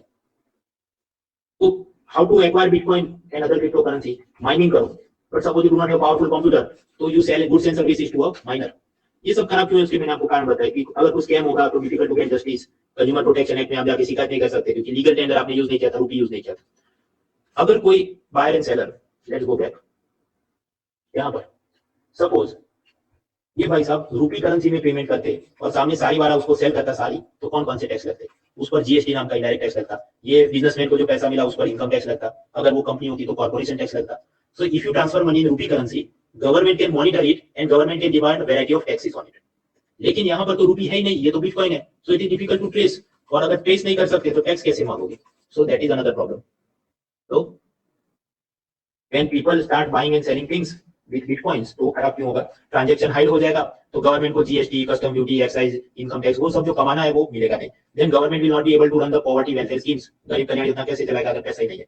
फिर वो सब के बारे में हम लोग सेकंड पिलर ब्लैक मनी उसमें और समझेंगे. वापस आते हैं तो हम लोग बात कर रहे थे how to get crypto currency. पहला तरीका मैंने आपको बताया माइनिंग करो. If you do not have powerful computer then don't do mining. आप गुड्स एंड सर्विसेज सेल करो माइनर को और उसको बोलो कि मुझे पेमेंट बिटकॉइन दे दे. नाउ थर्ड मेथड ऐसी है कि देखिए माइनिंग नहीं जमा, सेलिंग गुड्स एंड सर्विसेज नहीं जमा. Third method is exchange the money. कि एक भाई साहब गए आई विल पे यू $30,000 और सामने तुम मुझे एक बिटकॉइन दे दो। सपोज कोई माइनर है, उसके पास बिटकॉइन है और आपको बस ऐसा जोश आ गया है कि I want to get this bitcoin, का मुंह मांगा, पैसा फेंको उसके मुंह पे, मतलब जो भी rupee dollar something, and then he will give you the bitcoin. So this is the third method. Third method is exchange legal tender, मतलब जो कानूनी रूप से वैध मुद्रा है, रुपया डॉलर ऐसा कुछ दे दो उसे और सामने उससे बिटकॉइन ले लो। अब प्रश्न ये कैसे कर सकते हैं, where we can do this type of buying selling of bitcoins and other crypto currency. उसके लिए अलग अलग वेबसाइट होते हैं, जैसे यूनो कॉइन, कॉइनडेक्स, सीडीएस वगैरह वगैरह। तो जैसे रूपी डॉलर को आप परचेज कर सकते हैं, उसी तरह आप बिटकॉइन को परचेज कर सकते हैं। ऐसी ऑनलाइन वेबसाइट पे आप जाओ and you can just buy and sell bitcoin. अब यहाँ पर आप देखो buying and selling price are different, कि अगर आप बाय करने जाओगे, आप खरीदने जाओगे उस वेबसाइट से, तो वो कहेगा 42 लाख रुपए दो तो मैं तुमको एक बिटकॉइन देता हूँ। This is one thing. Second, suppose आपके पास बिटकॉइन ऑलरेडी है, सपोज आपने माइनिंग किया और आपने बिटकॉइन हासिल किया है and you want to sell your bitcoin, तो ये वेबसाइट ऐसा बोलती है कि मैं तुमको एक बिटकॉइन के 39 लाख रुपीस दूंगा। यानी क्या हो रहा है, अगर सेलर आएगा तो ये कंपनी उसको 39 लाख रुपीस देती है, अगर बायर आएगा बिटकॉइन का तो ये कंपनी उसको 42 लाख रुपीस मांग के बिटकॉइन देती है। प्रश्न ऐसा क्यों हो रहा है, buying and selling price different क्यों है? तो भाई बाइंग सेलिंग डिफरेंस होगा तभी तो बीच में वो कमीशन कमाएगा ना। सपोज आप सेकंड हैंड बुक्स लेने जाते हो बुक स्टोर पे, तो उसने खरीदा होगा किसी से 60% प्राइस पे और फिर आपको वो बेच रहा है 80% प्राइस पे, तभी तो वो प्रॉफिट कमाएगा। So similar thing is happening here. The such online crypto currency website वो माइनर से सस्ते में खरीद लेते हैं 39 लाख में और फिर आपको महंगे में बेचते हैं 42 लाख में। Anyway, so these are the bitcoin and other crypto currency. अब प्रश्न, ये सारी चीज डिमांड पे चलती है। आपको कितनी मतलब तलब लग गई है, कितना जोश आ गया कि मैं मुंह मांगा पैसा फेंक के ये बिटकॉइन खरीदने को तैयार हूं। एक टाइम ऐसा आया कि public got very much excited कि this is the only thing left in to like to do. तो एक बिटकॉइन $70,000 में बिकता था इन नवंबर 2021। लेकिन अब सब लोगों का जोश चला गया। Now people are not very excited about it, तो प्राइस गिर रहा है। गिरते गिरते $20,000 आ गया जुलाई 2022 में, मतलब ऑलमोस्ट 70% प्राइस क्रैश। और क्रिटिक्स का ये कहना है कि ये जो दाम गिर गया है वो वापस खड़ा नहीं होगा। जैसे कि बाजार में गर्मी ही नहीं बची है, ठंडी आ गई है, मार्केट ठंडा हो गया, तो उसको आप क्या कहेंगे, विंटर। तो कई बार न्यूज़पेपर कॉलम में आता है वर्ड क्रिप्टो विंटर चला है। क्रिप्टो विंटर चला है, वो क्या बोलना चाहता है, that price of bitcoin has fallen and not it is now it is not climbing up. तो बाजार में सर्दी आ गई है, crypto winter is going on. अब आपको प्रश्न ये होगा अपन ऐसा क्यों हो रहा है, ये बिटकॉइन का प्राइस ऐसा ऊपर नीचे कैसे होता है कि कभी आप बोलते हो $70,000 है, अभी आप बोल रहे हो $20,000 है, कभी $35,000 होता है, ऐसा क्यों है, पहली बात। और दूसरा, why people invest in this if this is bad. ये खराब है तो लोग इन्वेस्ट क्यों करते हैं? पबजी खराब है तो लोग क्यों खेलते हैं? उनको नशा हो गया इसलिए खेलते हैं, वो पागल हो गए इसलिए खेलते हैं, वगैरह वगैरह। So similar thing is going on here कि बिटकॉइन लोग क्यों खरीद रहे हैं। एक तो एनार्किस्ट ग्रुप और शासनवादी कि उन्होंने तय किया we don't want government, we don't want central authority, तो वो तो मतलब उनको जुनून सवार है कि हमको डॉलर चाहिए नहीं, हमको बिटकॉइन चाहिए, so they are doing it. Then there are some geeks and nerds कि जिनको बस ऐसी मौज करनी है, they are interested to explore this technology. दूसरा है स्पेकुलेशन के लिए, मतलब सट्टा खेलना। सपोज न्यूज़पेपर हेडलाइन आपने पढ़ी कि $70,000 का एक बिटकॉइन है, तो आप क्या करेंगे, you will buy it thinking कि ये आगे $75,000 होगा ना, फिर $80,000 होगा। तो even if you are not having interest in this system, आप सिर्फ इन्वेस्ट करने के लिए या स्पेकुलेशन मतलब सट्टा लगाने के लिए कि मैं भी खरीदता हूं, इसका प्राइस 70 का 80 हो जाएगा, I will make lot of money, so therefore some people are buying it. तीसरा कारण है टेररिस्ट और नार्को स्मगलर इसको यूज करते हैं मनी लॉन्ड्रिंग के लिए, वो कैसे अभी आगे स्लाइड में देखते हैं। चौथा, इलॉन मस्क बैठा बैठा ट्विटर पे कमेंट्स मारता है तो लोगों का जोश बढ़ जाता है। फॉर एग्जांपल, उसने बीच में ऐसा बोला कि anyone who wants to buy Tesla cars, मैं बिटकॉइन में पेमेंट एक्सेप्ट करूंगा, तो लोगों को क्या लगेगा कि yes bitcoin is the future currency and we must invest in it, वगैरह वगैरह। ये सबके चलते लोग खरीदते रहते हैं, फिर उनको जब डर लगता है तो भाग जाते हैं, तो प्राइस वापस गिर जाता है। अब प्रश्न कि टेरर फाइनेंस कैसे होगा बिटकॉइन से। Suppose there is some terrorist Hafiz Saeed और उसे इंडिया में अपने स्लीपर सेल एजेंट को पैसा भेजना है for financing some terror activities. एक तो काम वो ये कर सकता है डॉलर में भेज दे, और ये जो सब वेस्टर्न यूनियन और ऐसे cross border money transfer companies हैं, उसे उसका एजेंट जाके वेस्टर्न यूनियन के ऑफिस में जाए, उसको डॉलर का रुपये मिल जाएगा and they can do it. प्रश्न, वेस्टर्न यूनियन ऐसा क्यों करेगा, उसको फीस मिलती है। बट दिस थिंग ये हाफिज सईद नहीं करेगा, क्यों? क्योंकि ये वेस्टर्न यूनियन कंपनी को तो आरबीआई से रजिस्ट्रेशन लेना पड़ता है, इंटरनेशनल मनी ट्रांसफर करता है, तो आरबीआई ने नियम बनाया कि तुम पैन कार्ड नंबर लिखो, आधार कार्ड नंबर लिखो, इधर एक सीसीटीवी कैमरा रखो, इसका फोटो खींचो, and then if there is some suspicious transaction, तो RBI, NIA, enforcement directorate, they will arrest the person, they will trace the transaction. तो ये जो ट्रेडिशन आप ये कहे कि डॉलर ट्रांसफर करके यूथ रेडिकलाइजेशन, टेरर अटैक करे, इट इज डिफिकल्ट। सीधा सीधा पैसा भेजेगा तो पकड़ा जाएगा, तो वो क्या कर सकता है। स्टेज 1, हाफिज सईद के पास जो डॉलर होंगे, जो उसने कुछ नार्को सेल अफीम बेच के कमाया होगा, वो सारी की मदद से वो डॉलर से बिटकॉइन खरीदेगा, सो ही विल बाय बिटकॉइन। और मैंने आपको बताया बिटकॉइन आप खरीदते हैं, उस वॉलेट में आईपी एड्रेस, जीपीएस वगैरह दे मे नॉट स्टोर इट। फिर स्टेज 2 में हाफिज सईद वो वाला बिटकॉइन अपने टेररिस्ट यूथ जो भी रेडिकल एजेंट स्लीपर सेल को बेच देगा, और फिर ये वाला टेररिस्ट उस बिटकॉइन को रूपी करेंसी में कन्वर्ट करा के, वो हमने देखा 42 लाख 39 लाख ऐसा सब बाय सेल करके वो पैसा निकालेगा। अब आप कहेंगे कि नहीं ये सब करेगा टेरर फाइनेंस, तो हम ट्रेस कर सकते हैं ना, सर्वर में कुछ तो रिकॉर्ड होगा, वो जब पैसा विड्रॉ करेगा तो बैंक अकाउंट में जाएगा, उसको ट्रेस कर सकते हैं, उसका सीसीटीवी फुटेज निकाल सकते हैं, निकाल तो सकते हैं, बट फिर वो कुछ ना कुछ उसमें शेल कंपनी बना देगा, फेक कंपनी बनाएगा कि ये तो फूड प्रोसेसिंग थी मेरी कंपनी, ये ई लर्निंग वेबसाइट थी मेरी है, ऐसा करके वो सब घुमा फिरा के दिखा दे कि वो टेरर फाइनेंस का पैसा नहीं है, then it is typical. Again this is not a BTech computer science course, UPSC not conducting exam for James Bond. UPSC इसका प्रश्न पूछेगी, वो लोडेड टोन में पूछेगी कि ये चीज खराब क्यों है, व्हाई दिस इज डेंजरस, तो हमें वही लोडेड नेगेटिव टोन में लिखना है कि yes it is dangerous and therefore we have to stop it, we have to regulate it, that is the gist of the argument. तो यहां पर हमने समझ लिया क्रिप्टो करेंसी को कैसे ऑब्टेन करना है। नाउ नेक्स्ट पार्ट जो हम थर्सडे को पढ़ेंगे कि गवर्नमेंट का इस पर क्या रवैया है। गवर्नमेंट इस पे टैक्स लगाने की बात करती है कि 30% टैक्स लगाएंगे, फिर कुछ स्कैम्स हो रहे हैं उससे लड़ने के लिए कानून बना रही है, कुछ कानून आने वाले जिसको बैन कर देंगे। So what are those things, blockchain technology क्या है, चाइना का सेंट्रल बैंक डिजिटल करेंसी क्या, इंडिया बजट में क्या बोला, नॉन फंजिबल टोकन क्या है, ये सब हमको समझना है, but that we will do on Thursday. तो आगे का कार्यक्रम क्या है, अब गूगल फॉर्म में जो भी प्रश्न आए होंगे तो मंडे 6 PM तक जितने क्वेश्चन आएंगे उसका जवाब मैं वेडनेसडे 10 PM एक पीडीएफ फाइल में अपलोड कर दूंगा।